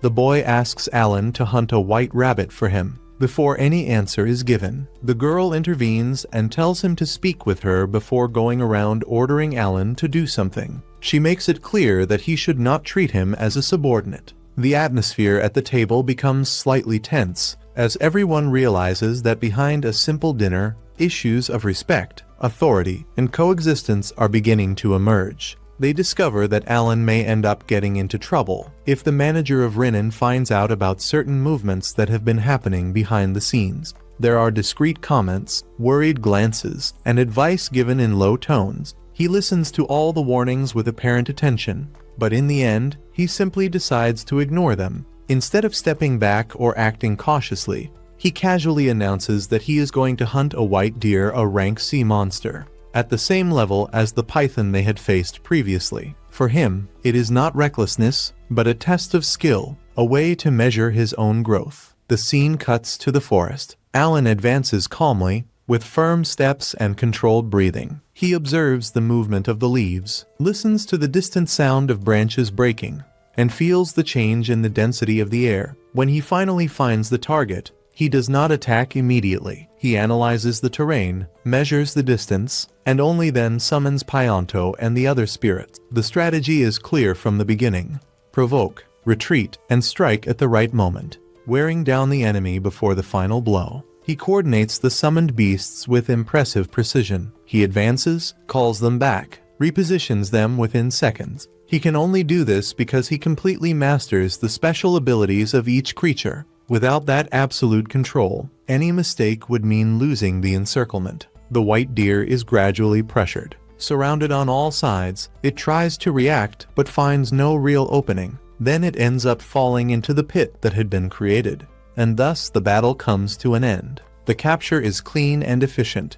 with no waste of energy. The scene shifts to the castle. An uproar begins when a massive demonic beast appears carrying the slain deer. Guards panic. Some even shout that a demon is invading the gates. Weapons are raised. Orders are shouted. The tension only decreases when they explain that everything happened under the orders of young Master Thomas. The white deer had been captured specifically for the New Year's banquet. The family is impressed by the feat. Comments of surprise and approval spread throughout the hall. Alan, on the other hand, keeps a neutral expression. He received 2,500 experience points for the hunt, but considers it little for the effort and preparation involved. Internally, he decides that he does not intend to repeat something like that frequently if the return continues at that level. Sebas then raises another important issue. How did someone so young manage to purchase and control a rank C magical beast? They say Alan has no special talent, but the facts begin to contradict that narrative with each new result.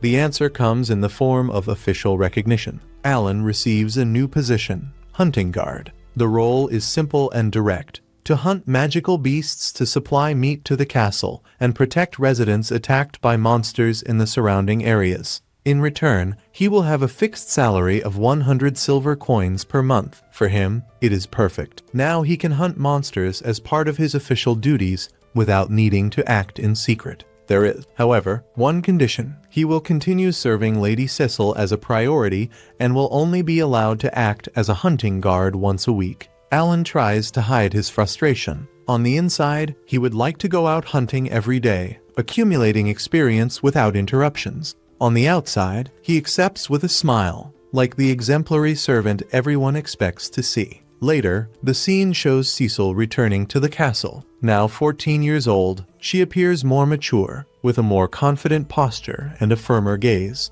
She complains that he promised to return during the summer vacation and did not show up. He apologizes immediately and explains that he was clearing dungeons as a mandatory task from the academy. If he failed to meet the required quotas, he could be expelled. The scene cuts to everyone already at home.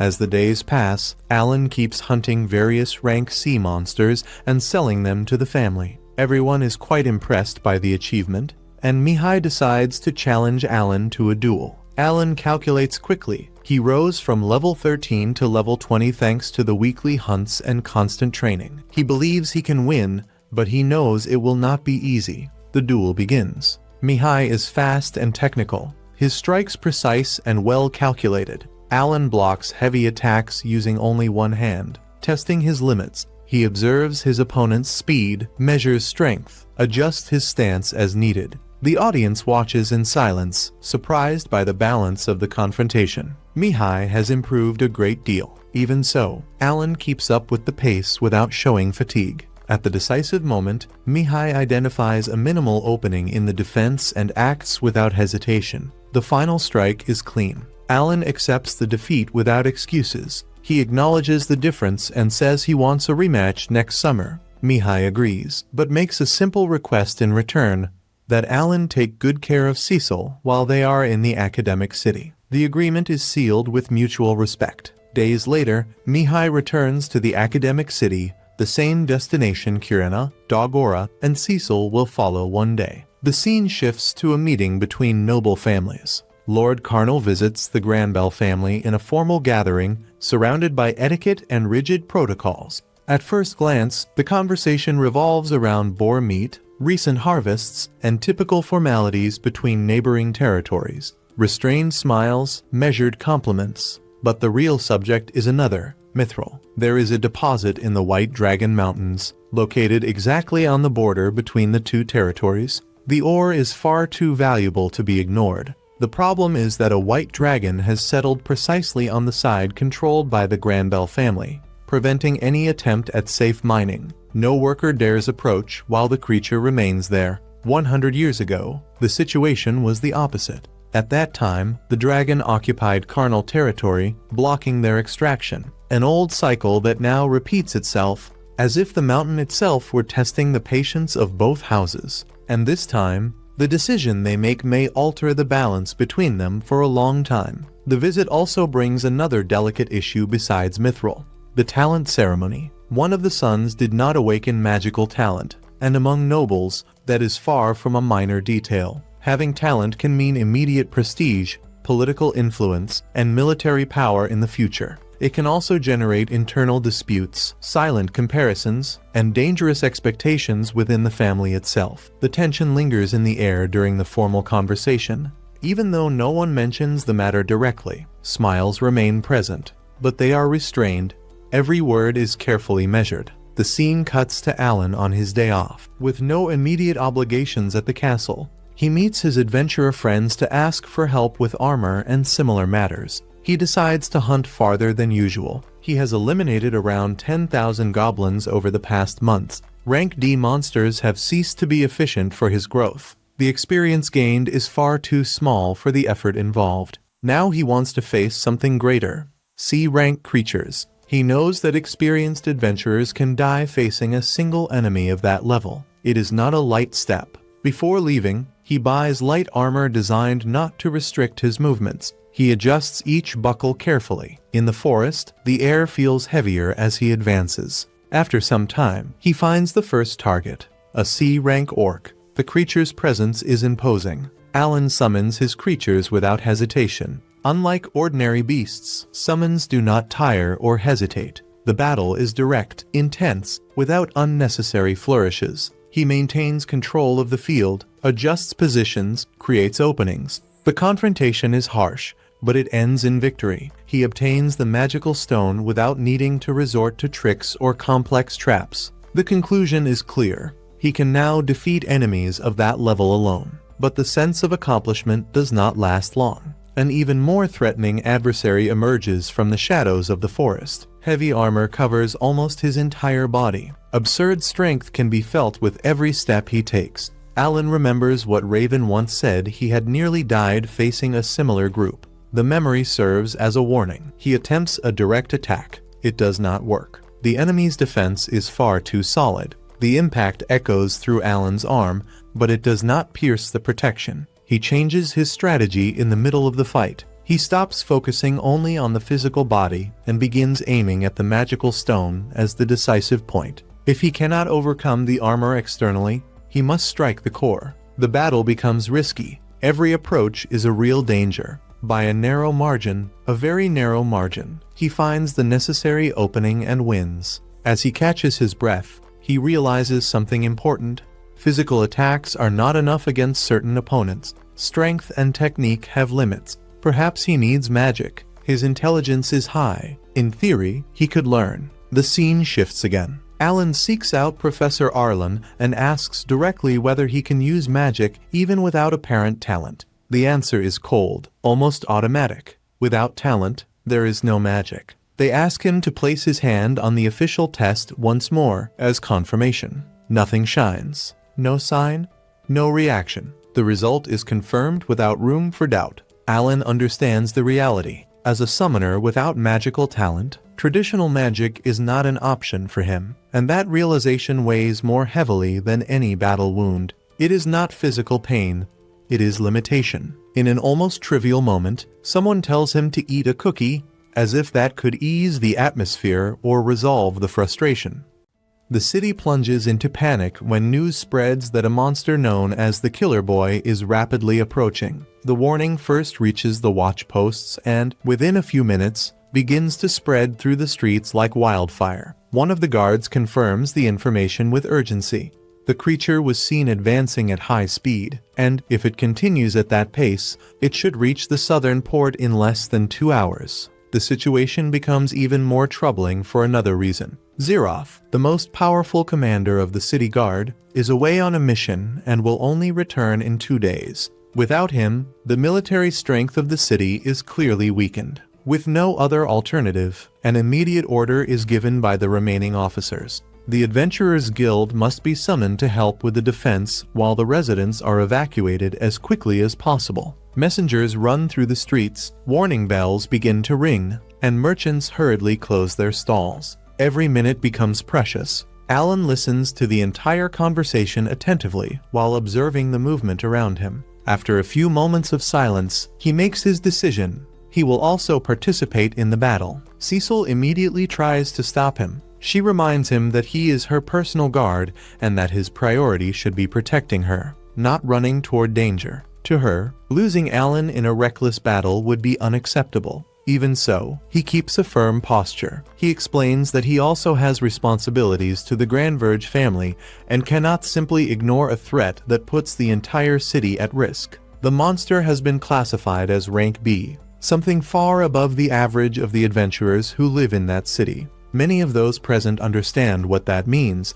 Facing a creature of that level can easily result in deaths. Even so, Alan advances determined to confront it. The battle begins in a chaotic manner. The creature invades the area near the port with violence, destroying structures and attacking everything it finds in its path. Its movements are far too fast for ordinary guards to react properly. Desperation grows when they realize that there are still civilians trapped in the monster's path. Some people did not manage to evacuate in time and are now running through the streets trying to escape. While the adventurers try to divert it away from the city and protect the survivors, Alan takes the front line. He provokes the creature, draws its attention, and forces the monster to focus its attacks on him. The fight drags on for a long time. The enemy is fast and possesses impressive endurance. Every strike Alan lands seems to slow the creature for only a few seconds. Even using several abilities and summons to weaken it, he quickly realizes that defeating it will not be simple. Even so, he keeps fighting. Step by step, blow after blow, Alan leads the monster farther and farther away from the city. His strategy is not only to win, but to buy time. The farther away the battle takes place, the greater the chances that everyone will escape. After an extremely exhausting confrontation, which seems to stretch far beyond the normal physical limit, he finally manages to shake off the creature. However, shortly after the victory, completely exhausted, Alan loses consciousness and collapses at the scene. When he wakes up again, he finds Eiji by his side. She is clearly irritated that he put himself in so much danger. Her eyes show frustration, but also evident relief when she realizes that he survived. Alan then explains what really happened. The monster was not defeated immediately. After leaving the city, the creature continued chasing Alan for 3 entire days. During all that time, he fought, retreated, and provoked the enemy repeatedly, always maintaining enough distance to prevent the monster from returning to the urban area. Only after that long confrontation did he finally manage to defeat it once and for all. Later, once he has recovered enough to present himself before the authorities, Alan delivers a complete report to those responsible for the city's defense. He describes the course of the battle, the decisions he made, and the risks involved. Even though he did not eliminate the creature immediately, his effort was essential to saving many lives, since he prevented the monster from returning to the city and continuing the massacre. As recognition for his feat, Alan receives a generous reward, several payment letters, and official recognition from the city. With the money in hand, he already begins to consider the possibility of buying a sword made of mithril. The scene then cuts to focus on the training of summoners and the functioning of summons. They explain that the information of the creatures can be updated as they evolve, and that the greater the number of summons a summoner possesses, the greater his potential strength can become. Alan draws a great deal of attention because of his accelerated growth. In just 6 months, he defeated around 2,000 enemies and reached level 28, something considered impressive in such a short time. The scene cuts to Alan training with a sword alongside the boy. After spending quite a long time practicing, he ends up losing once again. The scene then shifts back to all of them having dinner together. While they are discussing the subject, new urgent information arrives. A powerful trap apparently moved from its previous location. An adventurer claims to have seen this creature near Lake Carnal. If that information is true, capturing that trap could offer an enormous strategic advantage. In addition, it might be the ideal opportunity to create a new rank B trap and strengthen the forces of the region even further. Zirafu then receives a new mission: investigate the supposed trap that appeared near Lake Carnal. Before anything else, he must confirm the exact location of the creature. After that, he will have to search through 4 different regions to discover what is truly happening in that area. The situation is far too dangerous. Besides the possible trap in Lake Carnal, there is also an orc village in the region and another rank B monster nearby. The investigation alone could take more than a month. Unable to participate, Alan accepts the decision. But deep down, he is not satisfied at all. If that trap begins defeating other monsters in the region, he could lose a great opportunity to gain experience. Because of that, he decides to train on his own. Already far from the city, he realizes that he still has plenty of magical energy available and decides to take advantage of it to test his abilities more thoroughly. His attributes have improved significantly. His summoning level has reached level 5. His endurance has also increased, and his expansion ability is already at level 4. In addition, he recently acquired an ability related to dinosaurs. Raising the level of that ability took more than 2 years, so now he wants to fully understand what it is capable of doing. First, he tests the expansion ability again and confirms that he can control several units at the same time. After that, he decides to try something different, sharing abilities with his summons. For the test, he chooses Hulk. Suddenly, something unexpected happens. Mihai's vision changes completely. Now he can also see through the creature's eyes. It is as if he were controlling 2 bodies at the same time. Excited by the result, he decides to expand the experiment and summons more Hulks. When he shares the ability with all of them, he begins to see from 5 different points simultaneously. His mind starts functioning differently, almost as if he were dividing his own thoughts to control several perspectives at once. But there is a limit. When Mihai tries to share the ability with a 6th creature, an intense pain appears in his head, as if his own body were being pushed beyond what it can endure. He immediately stops the test. realizing that something is wrong. Thinking calmly, he begins to analyze the reason for that limitation. After reflecting for a while, he reaches a possible conclusion.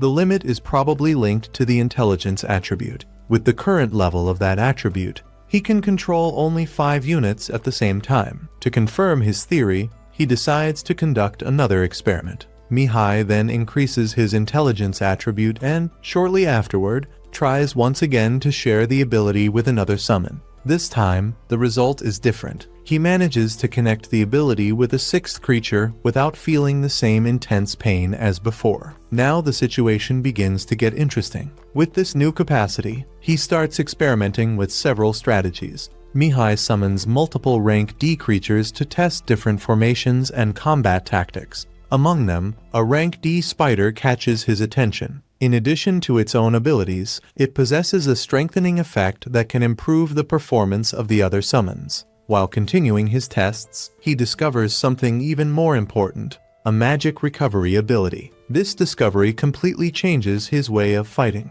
With mana regeneration, Mihai now has far more freedom during battles. Now he can keep his summons active for much longer and use abilities far more frequently without worrying so much about exhausting his magical energy. Hawk and the other summons take on specific roles, acting mainly as support and also as means of transportation when necessary. Observing the rapid growth of his abilities, Mihai realizes that his possibilities are increasing at an impressive speed. This excites him greatly, but at the same time it awakens a certain fear about how far this power might take him. He decides to visit his family with his bird, and there he sees Kiku Kirina from the moment she appeared calling out to him. His bird allows him to see his mother. The emotion of that moment still remains alive in his heart.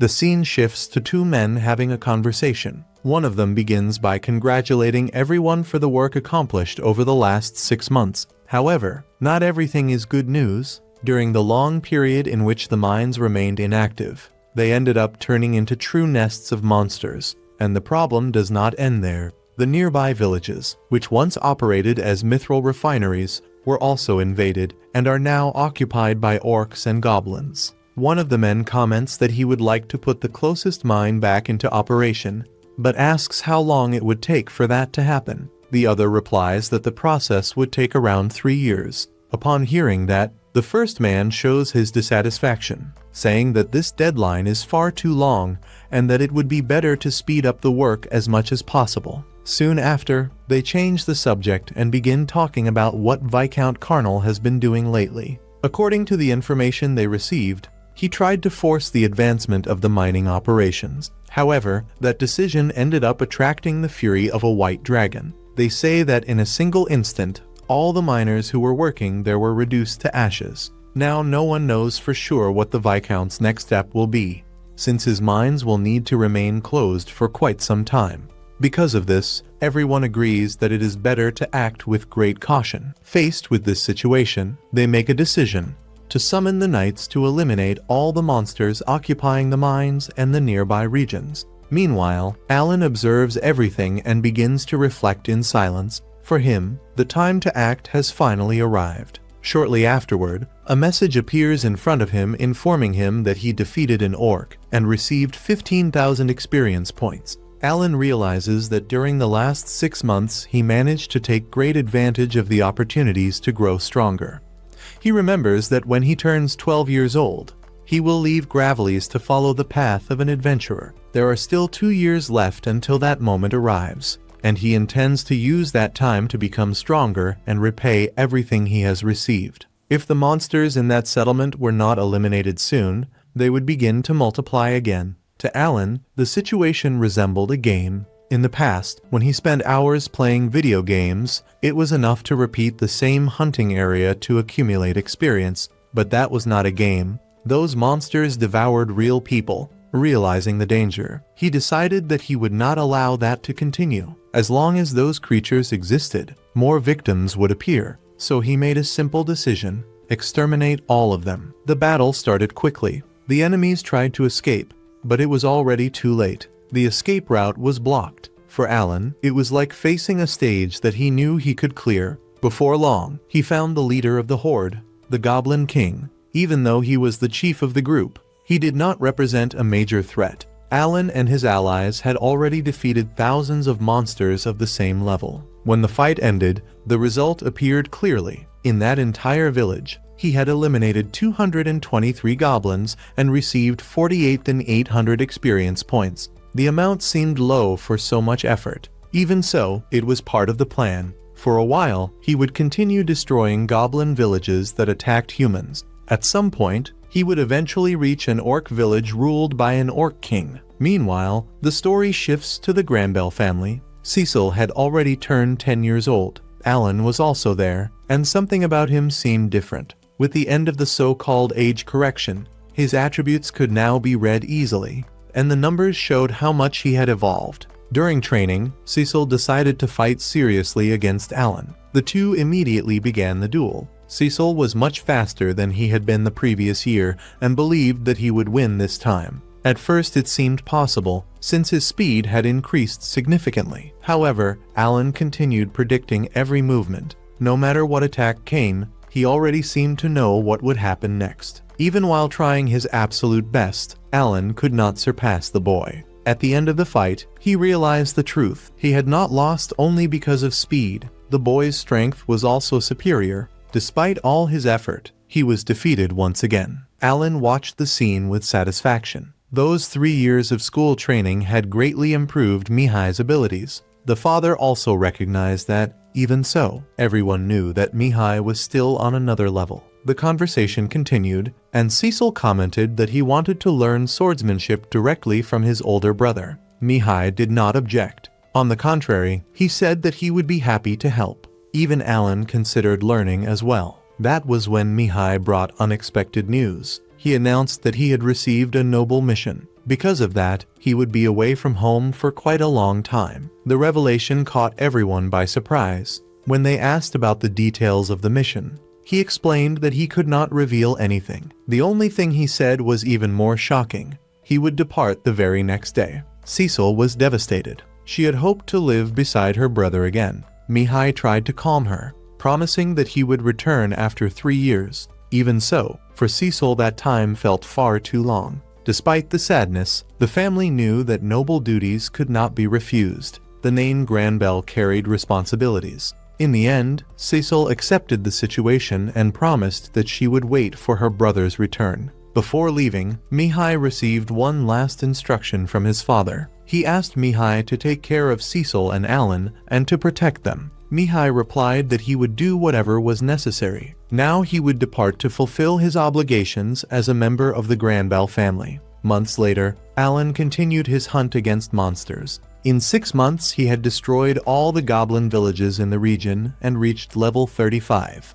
Now the next stage of the plan arrived, attacking an orc village. The operation began with caution. The improvements in Harami's evasion abilities were working well, allowing them to face enemies directly. Braun also proved to be extremely useful during the battle. Even without knowing how much damage his summoned creatures could still withstand, Alan trusted them. The problem was that these summons fought until their limit, and when they reached the maximum amount of damage, they simply disappeared suddenly. To deal with the enemy archers, Alan summoned 2 fighter creatures and ordered them to eliminate the threats from a distance. With that, the group advanced. The resistance was greater than he expected. There were around 200 enemies in the village. Even so, the experience points began to rise quickly as the monsters fell. The plan seemed to work. Although the battle lasted longer than those against goblins, suddenly something unexpected happened. A magical explosion appeared on the battlefield. Alan realized immediately. Magic was involved. Soon the true leader of the place appeared. It was not just an ordinary boss. It was an orc king, and together with him there were magic users. That was the first time Alan witnessed real magic in that world, something that he himself could not even use. Instead of frightening him, it awakened his excitement. The gamer spirit inside him began to boil. Even so, the situation worsened quickly. There were enemies attacking points where his summons were not present. The orcs showed tactical intelligence. Some attacks came from positions where his iron balls could not reach. The battle turned into a war of attrition. there were still about 100 enemies remaining. To continue fighting, Alan decided to abandon part of his defense and use all available resources. He had many level D magic stones and could summon thousands of bears if necessary. Alan used his summons and magical fruits to keep the magic active while facing a large group of orcs. However, the situation changed when the Orc King appeared. Much stronger, he destroyed several summons with ease, proving himself to be a rank B enemy. Alan tried to respond by creating and strengthening new creatures, but the summoning speed was not enough and the range of the attacks made it difficult to hit the boss. During the fight, Braun was injured, and Alan realized that he would not have enough power to maintain the spells and defeat the enemy at the same time. When the situation seemed lost, the commander of the Knights Xenof, known as the Demon of Battle, arrived on the battlefield and entered the confrontation against the Orc King. His strength was impressive, defeating powerful enemies with extreme ease. During the battle, Alan noticed that the knights were focusing on the magical orcs, the ones responsible for magic and for the long-distance attacks. After the fight, Xenof spoke with Alan and revealed that he suspected his secret hunts, since several magical beasts had been found without their magic stones. Even so, he did not accuse him and showed respect for his talent, asking only that Alan share information about the progress in the elimination of monsters. Later, Alan reviewed his combat strategy. His plan was to use 40 summon bears to pressure the orcs from all sides, eliminate the magical orcs first, and win through numerical advantage, as long as he himself was not struck directly. Alan realized that attacking orc villages was worth far more experience than fighting goblins around 335,000 points, more than 7 times the value. Even if he failed, he saw the situation like a player, learn from each attempt to improve the next one. Meanwhile, at the Granbell family mansion, a messenger from the royal family arrives bringing Mihai's diary and devastating news. Mihai fulfilled his duty as a noble, but died during the mission. The news shocks the family. The father suspects that, because they are low-ranking nobles, Mihai may have been sent on an extremely dangerous mission. But the messenger reacts coldly and leaves. Cecil remembers her brother's last words. When he asked them to take care of Alan, she begins to believe that Mihai already knew he might die. Furious, she confronts her father, but receives a harsh response. Nobles exist to fulfill duties, even if that means dying. Unable to accept that reality, Cecil isolates herself and eventually disappears from the mansion. While the servants begin desperate searches, she reflects alone about her brother's death and about the cruel fate of nobles. Despite the pain, she reaches a conclusion. She wants to protect the people she loves, even if that means facing suffering or risking her own life to change that fate. After running away from home, the exhaustion begins to weigh on her body much faster than she had imagined. Each step becomes more difficult, and the feeling of fatigue grows with every passing moment. It is at that moment that a voice appears, echoing in a strange way, telling her to return home. The sound feels close and distant at the same time, as if it were coming from inside her own mind. She becomes desperate, not knowing how to react, and everything around her begins to look distorted, as if reality were falling apart before her eyes, as if none of it were truly real. During the conversation, Alan mentions Mihai's strength, bringing back memories that still weigh heavily on him. He admits, without hesitation, that he was never able to defeat him, no matter how much he tried. But this time, there is something different in his words. For the first time, he is completely honest with himself, recognizing his own limits without trying to hide or justify them. With no other option, the two decide to return to the mansion.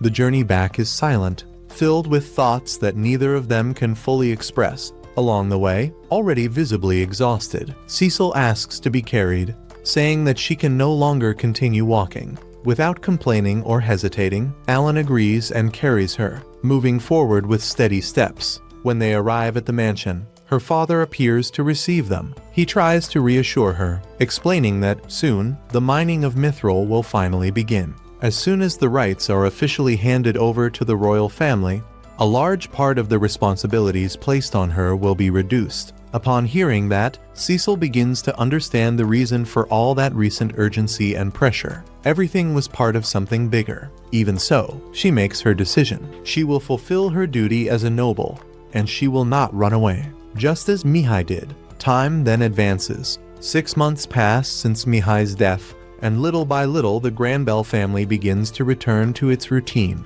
The orc villages, which once represented a constant threat, were eliminated by the knights, bringing a sense of safety that did not exist before. Meanwhile, the settlement focused on mithril extraction finally begins to take shape, growing day after day. The mining is expected to begin after the summer, and everything seems to be moving toward a period of stability and prosperity. However, not everything is completely resolved.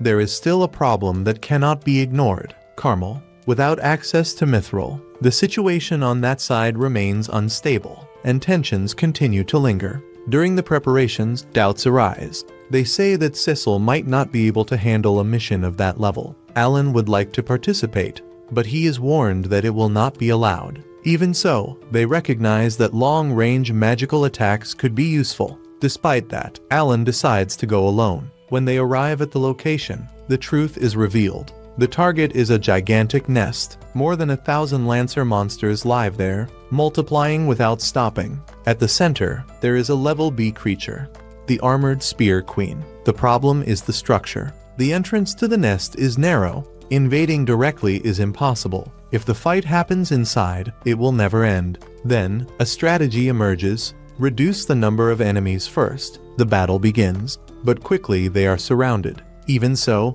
they keep advancing.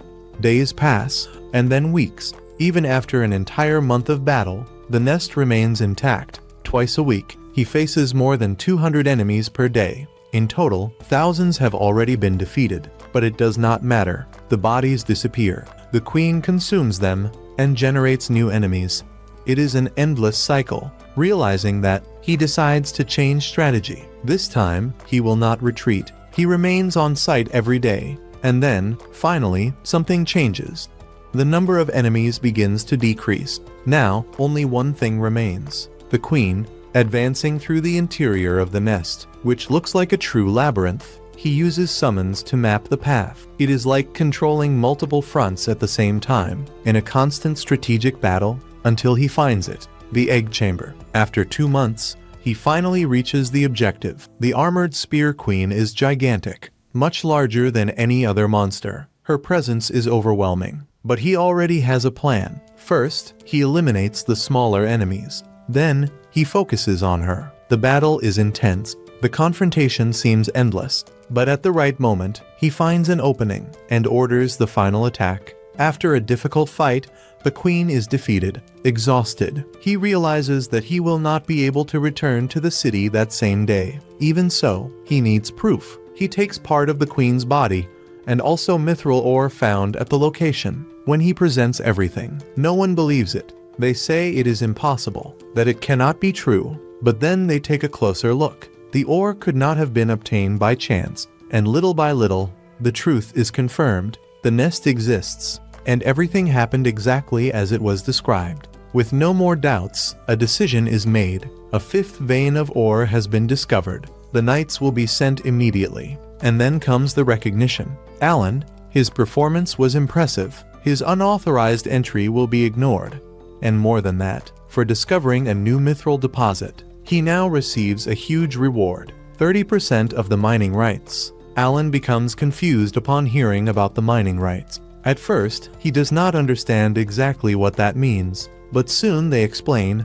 With time, he will realize how much profit it can generate. Even without fully understanding, one thing becomes clear: he has achieved something enormous. Time moves forward. With the arrival of October, Alan finally turns 12 years old. Unexpected visitors arrive at the location, breaking the tranquility that had been established. The royal messenger appears once again, but this time his presence carries a different weight. He is not alone. At his side, there is a representative of the influential Carnal family. The mere presence of that name is enough to make the atmosphere tense. The mood changes immediately, becoming heavy and uncomfortable. After being formally received, the visitors begin by praising the recent success of the mining operations, acknowledging the progress that has been achieved. However, shortly afterward, they reveal the true reason for their visit. by presenting an unexpected proposal. The proposal involves the joint management of the so-called 3 white dragon veins.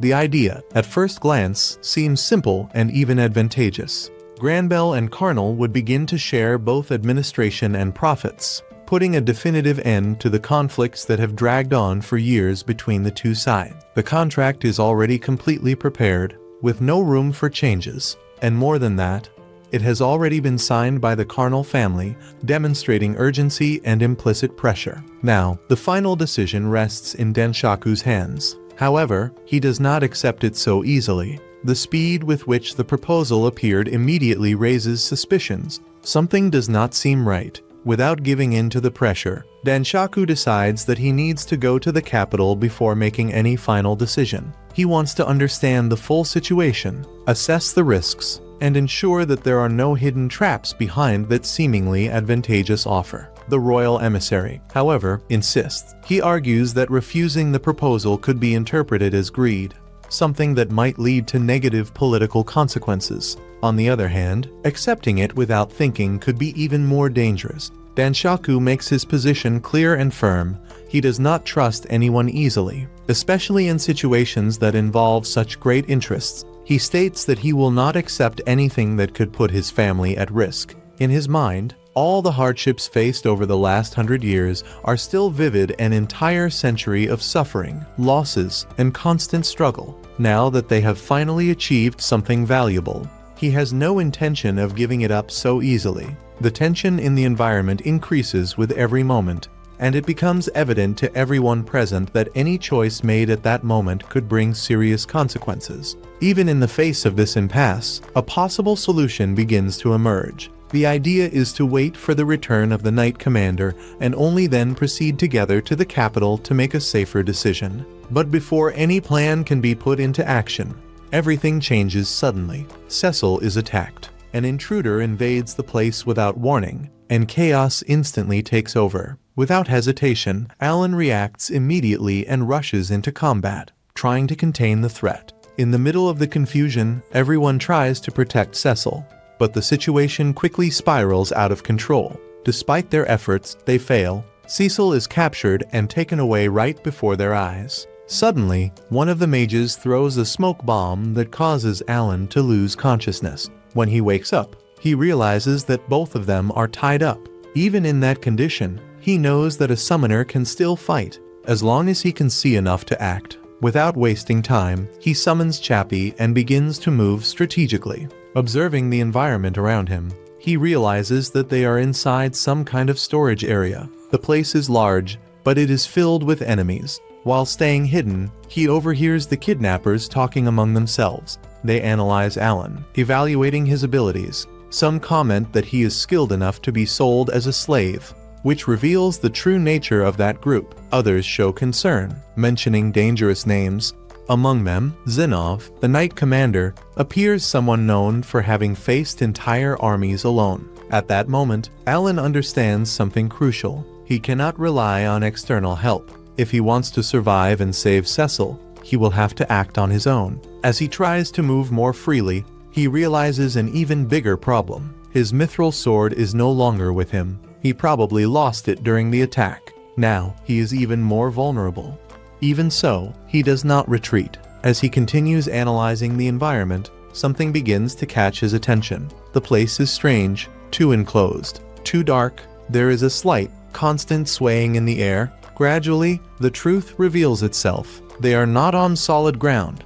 They are inside a ship, but not an ordinary ship. It is a magical airship, floating above the clouds. The altitude makes any attempt to escape practically impossible. Even so, Alan remains calm and begins to think clearly. The place is large, divided into several areas including even a restaurant, which indicates that the structure is well organized. Moving silently, he ends up overhearing a decisive conversation. And then, the truth comes to light. Everything was planned from the very beginning. Cecil was not captured by chance. She is just a piece in a much bigger game, a hostage used as a tool of pressure. The objective is to force her family to accept the proposed contract. The threat is clear and cruel.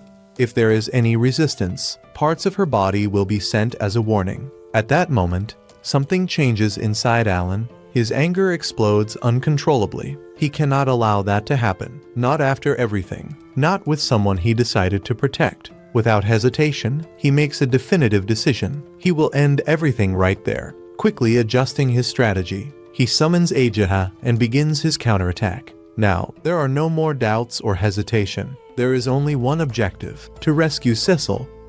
The attack began in a sudden and completely unexpected way, without any prior warning that would allow preparation. In the middle of the chaos that was forming, someone took the initiative and moved forward, shouting for everyone to fall back while opening a path through the enemy. Taking advantage of that moment of disorder, the boy appeared directly in front of the girl who was trapped, showing up almost as if he had teleported, and without any hesitation cut the ropes that were keeping her immobilized. When he least expected it, he ended up receiving a blow and being thrown far away. Soon, he used the plant so that he could heal himself. Alan summoned the spider to trap the man and ran off, leaving shields so that he would not follow. Without wasting time on explanations, he grabbed the girl and pulled her with him, acting in a quick and decisive way. And realizing that they would not have an advantage in direct combat, the boy made an extreme decision. He chose to escape through the most unlikely path possible, an extremely high platform. Without thinking twice, he jumped from there carrying the girl,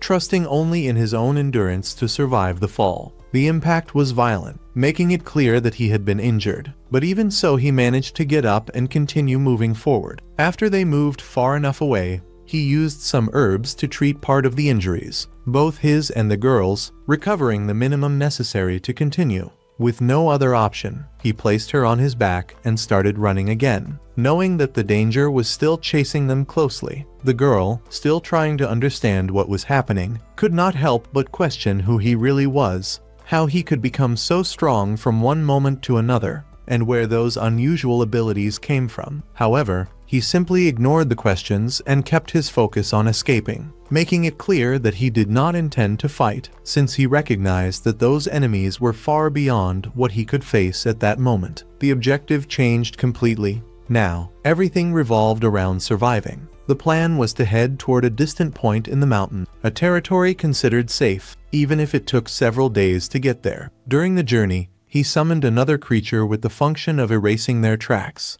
trying to make the pursuit more difficult. Even so, he knew that it would not be so simple to shake them off, because his enemies were persistent and experienced. The girl realized that he was hiding much more than he showed, but also understood that he did not like to talk about himself. When night fell, they took a brief pause, without any real sense of safety, only what was necessary to recover strength and stay alive. It did not take long for it to become evident that the enemies were still nearby. After checking the surroundings, the boy returned with the confirmation of the worst. They had found the tracks. Faced with that, the idea of separating to increase their chances of survival came up, but he refused immediately. He had made a promise, and he did not intend to break it. Protecting that girl until the end and taking her back home was something that he would carry out to the very last consequences. The pursuit soon intensified again. Among the enemies, there was someone he had already faced years ago, making the situation even more tense. The fight began without any kind of hesitation or dialogue. The boy fought in an unusual way, focusing mainly on his physical strength and endurance. At a certain moment, one of them advanced and managed to grab him, believing he had gained the advantage. But that was part of the boy's plan. He had already prepared his body to deal with situations like that. The tension increased rapidly,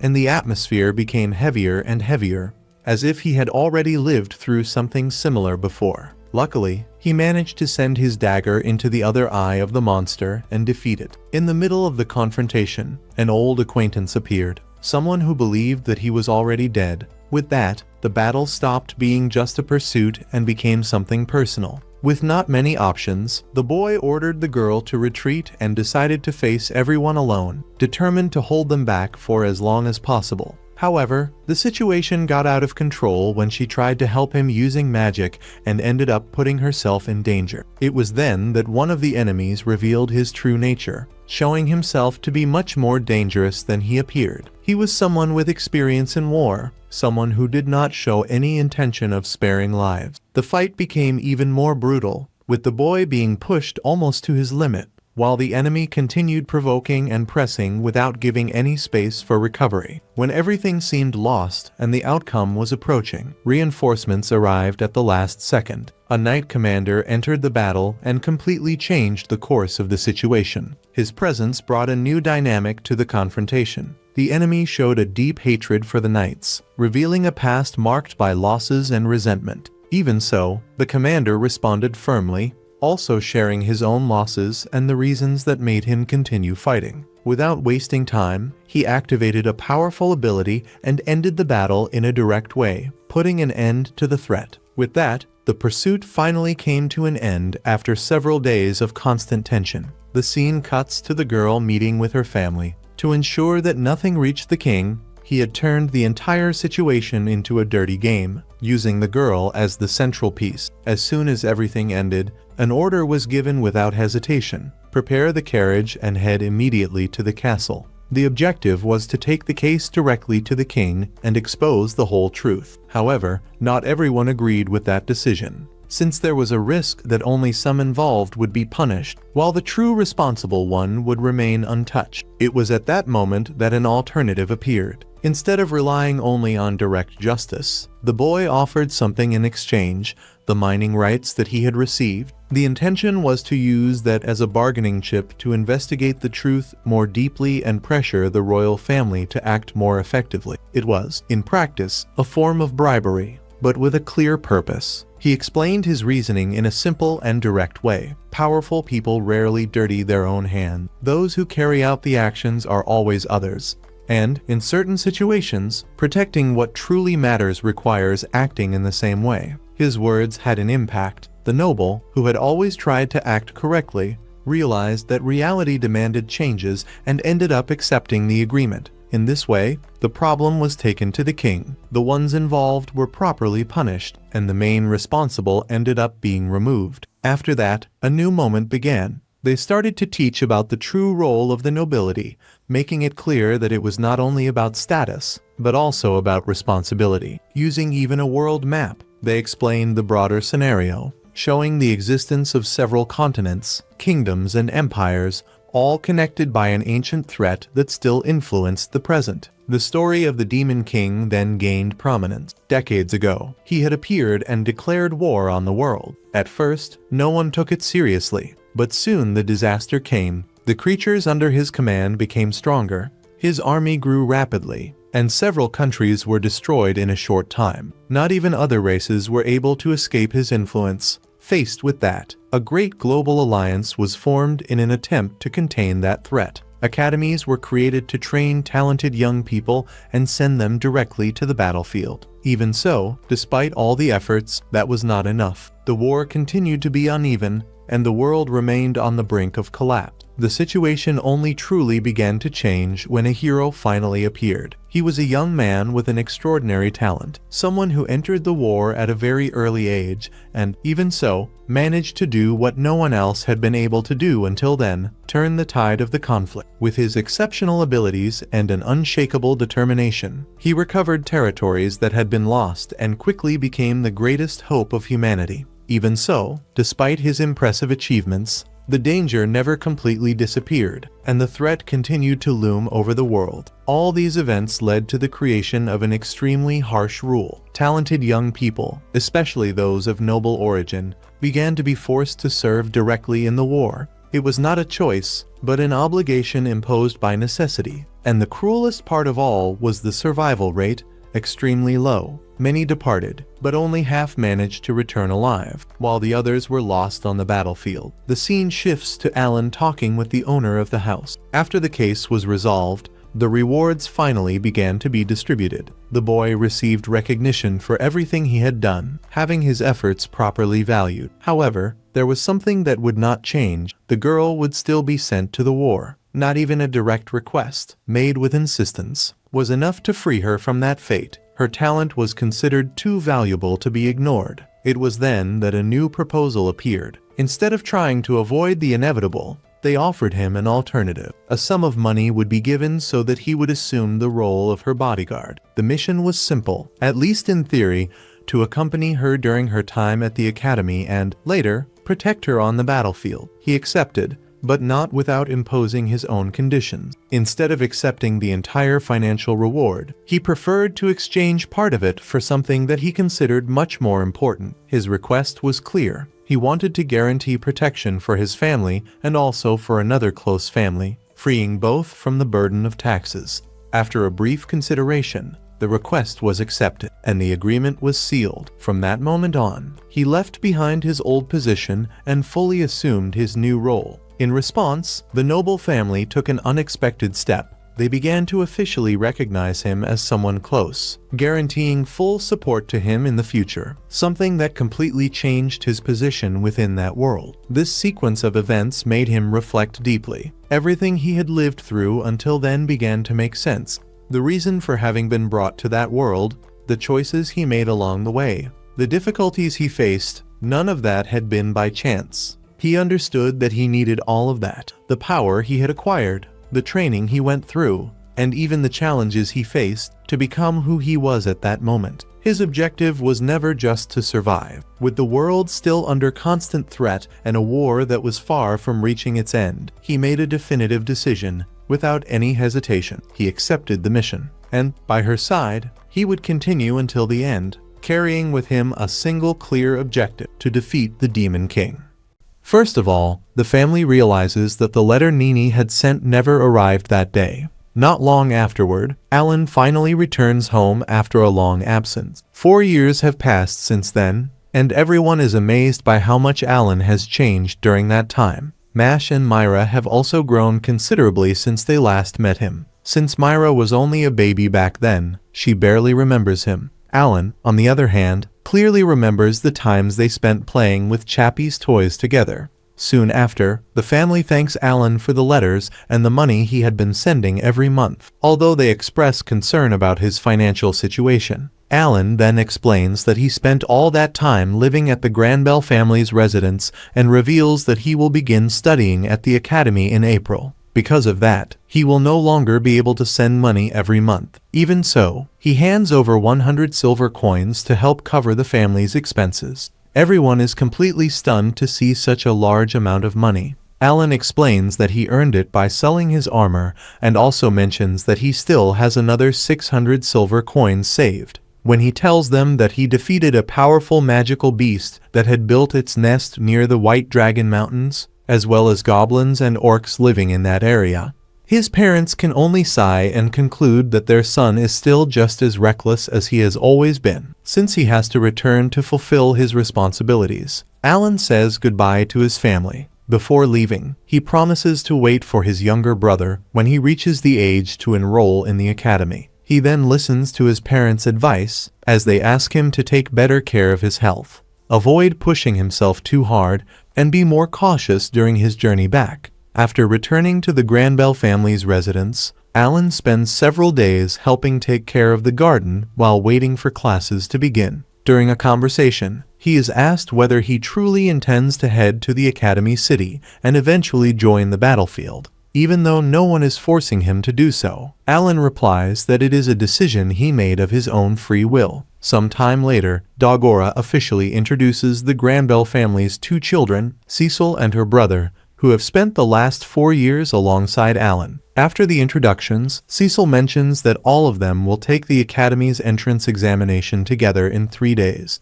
When Dogora asks whether they feel prepared, they confidently reply that they are already capable of defeating plate boars. While eating together, the conversation shifts to the academy. Dogora explains that Kirina is already destined to inherit the title of Baroness after graduating and that she will fight alongside Cecil. Cecil's own future, however, will depend on the results he achieves and the choices he makes along the way. The 4 of them then set off for the Academy City. As soon as they arrive, they are astonished by the city's enormous size and discover that young people from all across the kingdom of Rudder train there to develop their talents. Their excitement grows even more when they come across a real train built by the dwarves of the Bossus Empire. Shortly afterward, one of the officials announces that nearly 20,000 applicants will compete for a place in the entrance examination. Before the tests begin, everyone must once again participate in the official ceremony, the very same one they underwent when they were only 5 years old.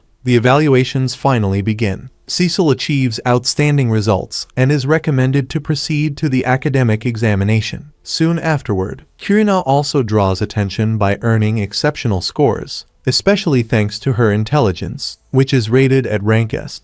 However, when it is Alan's turn, the results shock everyone present. His talent is finally identified as that of a summoner, but every one of his attributes is rated at rank E, causing him to fail because his growth potential is considered far too low. Alan's friends cannot accept that evaluation. In their eyes, it is absurd that someone who had single-handedly defeated an assassin Garcia could be treated as if he had no talent. Even an elf observing the ceremony is astonished to learn that a boy of Alan's age accomplished such an incredible feat. Despite defeating an assassin Garcia, Alan still receives an unbelievable evaluation. All of his attributes remain recorded at rank E, something no one present has ever witnessed before. However, the Academy's headmaster immediately recognizes those results. This was exactly the boy Lord Rosen had mentioned earlier. Without going into many details, the headmaster asks Hermios, a legendary hero regarded as one of humanity's greatest hopes, for assistance. As soon as he arrives, Hermios carefully examines Alan's status and realizes that someone is capable of viewing Alan's true attributes. After comparing the information he obtains, he concludes that, despite Alan's enormous magical power and extraordinarily high intelligence, he possesses no conventional magical abilities. Because of this, the headmaster states that the evaluation device may have made an error and allows Alan to continue taking the examination. However, he demands that Alan demonstrate his talent as a summoner. Alan agrees to reveal only the result of his ability, refusing to show everything he is truly capable of. Moments later, he summons Korosuk, a small creature that surprises everyone present. To Alan, that demonstration is enough to prove his talent, and the headmaster officially approves his admission. Next comes the written examination, which consists of mathematics, language, kingdom history, and magical beast knowledge. Alan earns a rank B, Cecil achieves rank S, and Kirina receives rank C.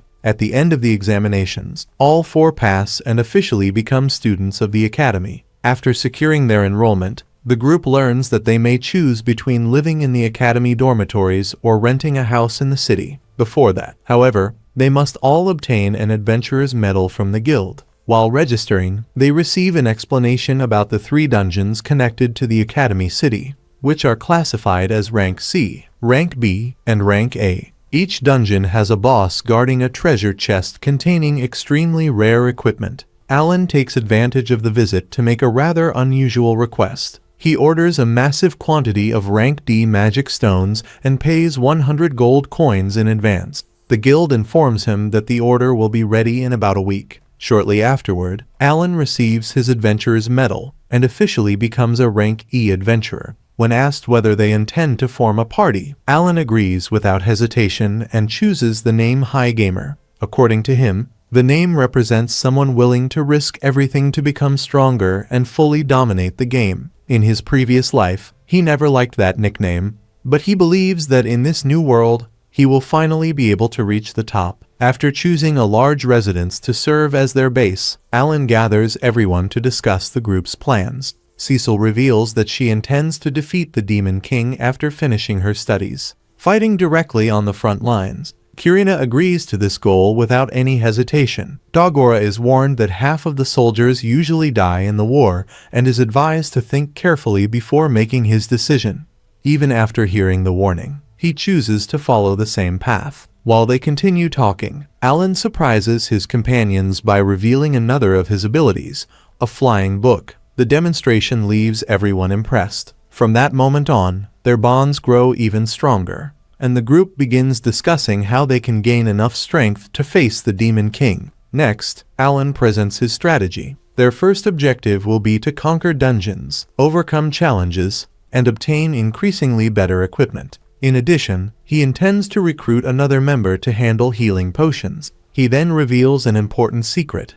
His growth speed is 100 times slower than that of normal people. Because of this limitation, he will need to gather a massive amount of magic stones and also find a magic recovery ring hidden in some dungeon. After understanding the reason behind his enormous request for magic stones, Everyone agrees to help him. On the first day of classes, Professor Karlova introduces herself as the instructor responsible for the class over the next 3 years. She explains that she also serves as the manager of the capital's Adventurer Guild branch and possesses the skill known as Sword King, having been sent to the academy in the name of the Sword Saint. Before finishing her introduction, Karlova announces that there will be examinations in July and February. Any student who scores less than 40 points will fail, so everyone must take their studies seriously. The academy's daily routine is also explained. Classes take place 4 days a week, and in the afternoon students are divided according to their talents. Since there is no specific class for summoners, Alan is allowed to attend any training he wishes and decides to try all of them. When the first day off finally arrives, the group heads to the dungeon located in the center of Academy City. Before entering, they learn that there is a magical system responsible for managing the entire exploration, sending each party into a different dimension. Because of this, different groups never meet inside the same dungeon. Alan immediately understands how it works and realizes it will allow him to use his summoned beasts without revealing his secret to others. Once inside, they find a vast labyrinth. Alan summons his creatures to locate the correct path and instructs his companions to avoid unnecessary fights. Since the monsters in that area are relatively weak and the treasure chests contain few rewards, their goal is to quickly clear all rank C dungeons in order to reach the rank B ones as soon as possible. During the exploration, Cecil defeats a monster using magic for the first time, which excites everyone.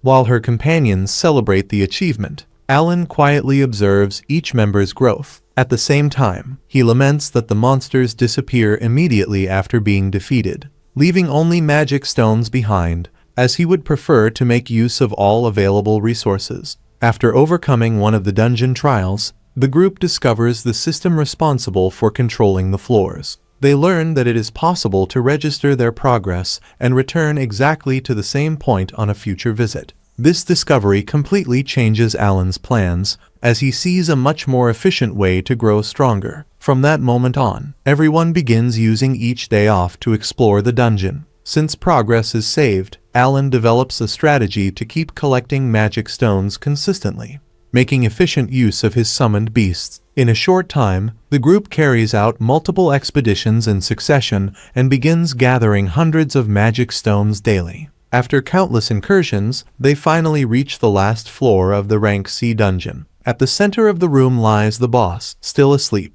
Before the battle begins, the companions ask to witness Alan's true power as a summoner. Alan then reveals that he has used 35,000 rank D magic stones to upgrade his creatures to enhancement level 6. This strengthening drastically boosts all of his summoned beasts' attributes. He then orders the attack.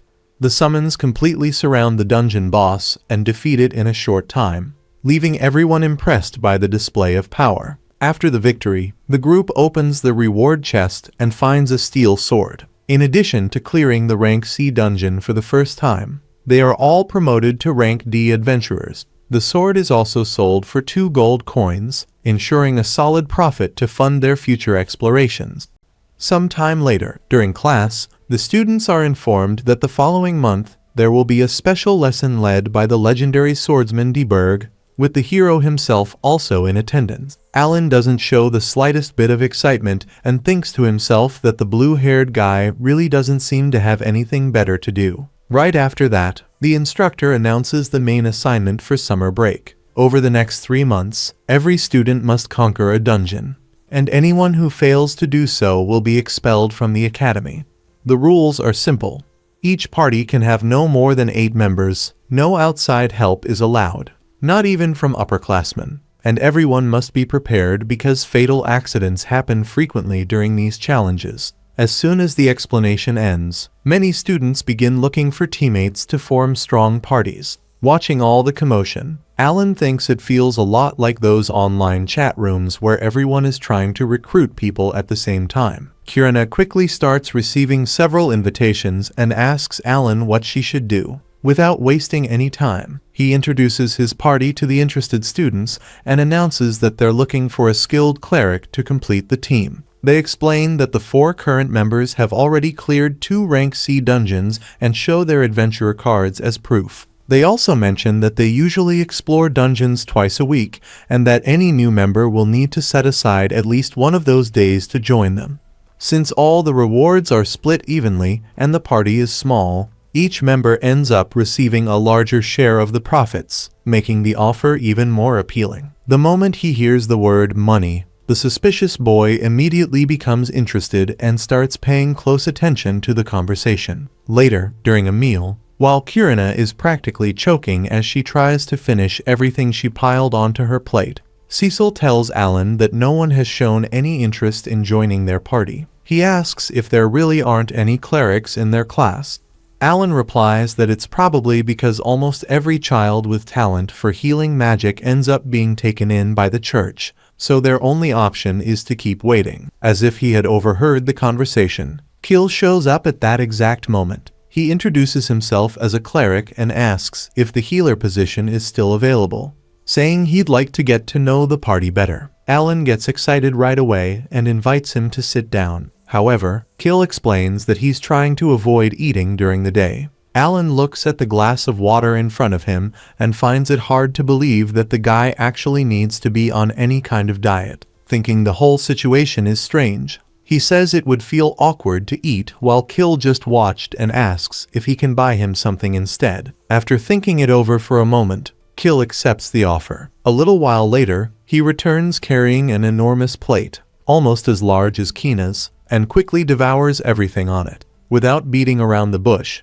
Kill asks the question he really cares about: how much money the party usually earns from exploring dungeons. Alan answers that each member currently earns between 20 and 40 silver coins per completed dungeon. Hearing that, Kill is completely shocked, since he considers that amount to be enormous. Without a second thought, he asks if he can join the party on a trial basis. Alan immediately agrees, and Kill arranges to meet them the following weekend. Alan and the rest of the party are happy to have Kill join them, and begin treating him with great care. Although Kill finds their kindness unusual, Alan admits to himself that he wants to keep him in the party because a cleric is an incredibly valuable asset. While exploring the dungeon, Kurina notices that she has grown stronger after defeating monsters, and Alan explains that party members share a portion of the experience they earn. On the 3rd day, they reach the dungeon boss and, working together, defeat it quickly. Kill is impressed by the strength of Alan and the others.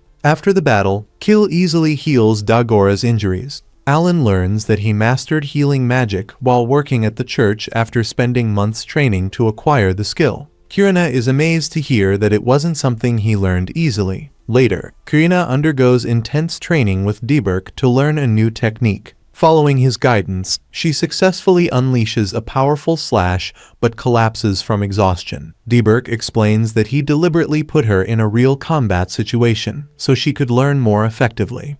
Alan thanks him for the help, while Elmius asks when he'll reveal his biggest dream, but Alan says he'll only talk about it once he fully trusts him. Later on, Alan officially introduces Kill as the party's newest member and bodyguard. With a new means of transportation, they're able to move through the dungeon much faster. Kurina also shows off her new skill by defeating a massive monster with a single strike. After reaching rank C as adventurers, the party decides to celebrate with a feast. However, Kill declines because he's worried about his family, who have been struggling ever since they moved to the Academy City. Hearing that, Alan offers a solution. His family could live with them and take care of the household chores in exchange for a salary. Surprised by such generosity, Kill asks why they're willing to help so much. Alan replies that they're friends and that having such an important cleric in the party would benefit everyone. Cecil also suggests splitting the dungeon rewards, using part of the earnings to pay Kill's family in exchange for the magic stones they collect.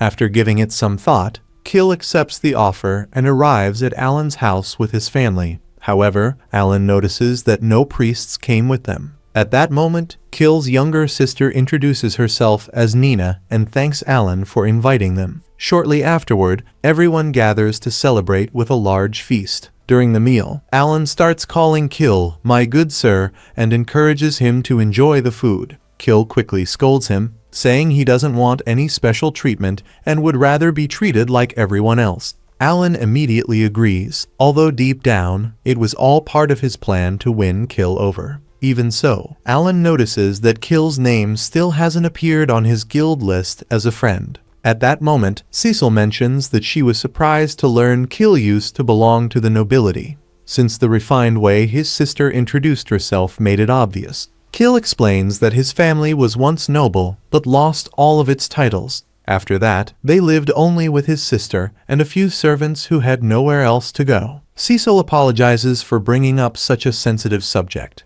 but Kill says there's no need to worry because he's already gotten used to living as an ordinary commoner. His younger sister, however, interrupts the conversation and says she'll do her part just like everyone else. Dogora comments that social status means absolutely nothing to them. Then Alan reveals that both he and Kirina were born as servants. Everyone is shocked. They had assumed that about Kirina, but they never suspected Alan had the same background because they honestly believed both of them were nobles. Cecil then points out that the assumption wasn't completely wrong since she really was born into a noble family. As soon as they hear that, the servants quickly stand up to show her respect. But Cecil immediately asks them to stop, reminding everyone that inside the academy, he then asks which family she belongs to. She replies that she's a member of the Granville family. The moment that name is mentioned, Nina and all the servants stand up at once and glare at her with obvious hostility. Not understanding their reaction, Cecil asks what happened.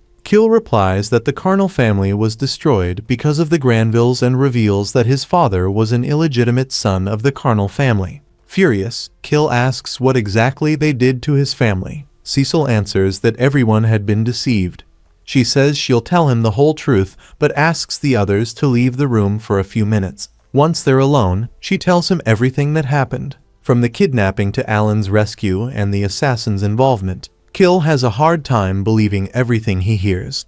Even so, Cecil tells him that if he still has doubts, he can go to the capital and verify the entire story himself. Alan then asks what his relationship with his father was like when he was a child. Kill replies that until he was 5 years old, his father always took good care of him. However, everything changed after the appraisal ceremony. From that day on, his happy childhood memories came to an end. He was separated from his family, sent to another city, forced to live on a small allowance, and never received the traditional education given to nobles. When he turned 10, a tutor arrived to train him. At the time, he was thrilled to learn that his father had sent the tutor to prepare him for the academy because it gave him hope that he was still considered part of the Carnal family. Everything changed again in October of the previous year, when his allowance suddenly stopped arriving without any explanation. Shortly afterward, his sisters showed up with the servants, who had lost their jobs because their parents had disappeared.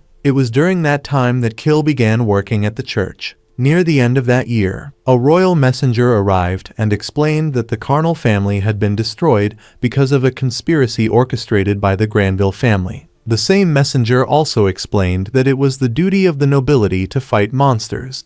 If Kill served for 5 years, the king would pardon the former crimes attributed to the Carnal family, restore its noble title, and appoint him as the new head of the family. Alan immediately realizes that those cursed royal messengers are still carrying out their own schemes. Kill then says he's ashamed of everything his father did. He says he'll completely understand if they want to kick his family out of the house. Even so, he promises to do whatever it takes to restore the Carnal family's name and reclaim the position that once belonged to his father, giving his family a home again, even if it takes 5 full years to accomplish. Alan replies that now that Kill has found a goal, he should know that the other 4 members of the party also have important dreams. They're all moving toward the same future, so he wants Kill to fight alongside them in the war. He makes it clear that he doesn't care at all that Kill belongs to the Carnal family. He also explains that half of the soldiers sent to the front lines die before completing 3 years of service,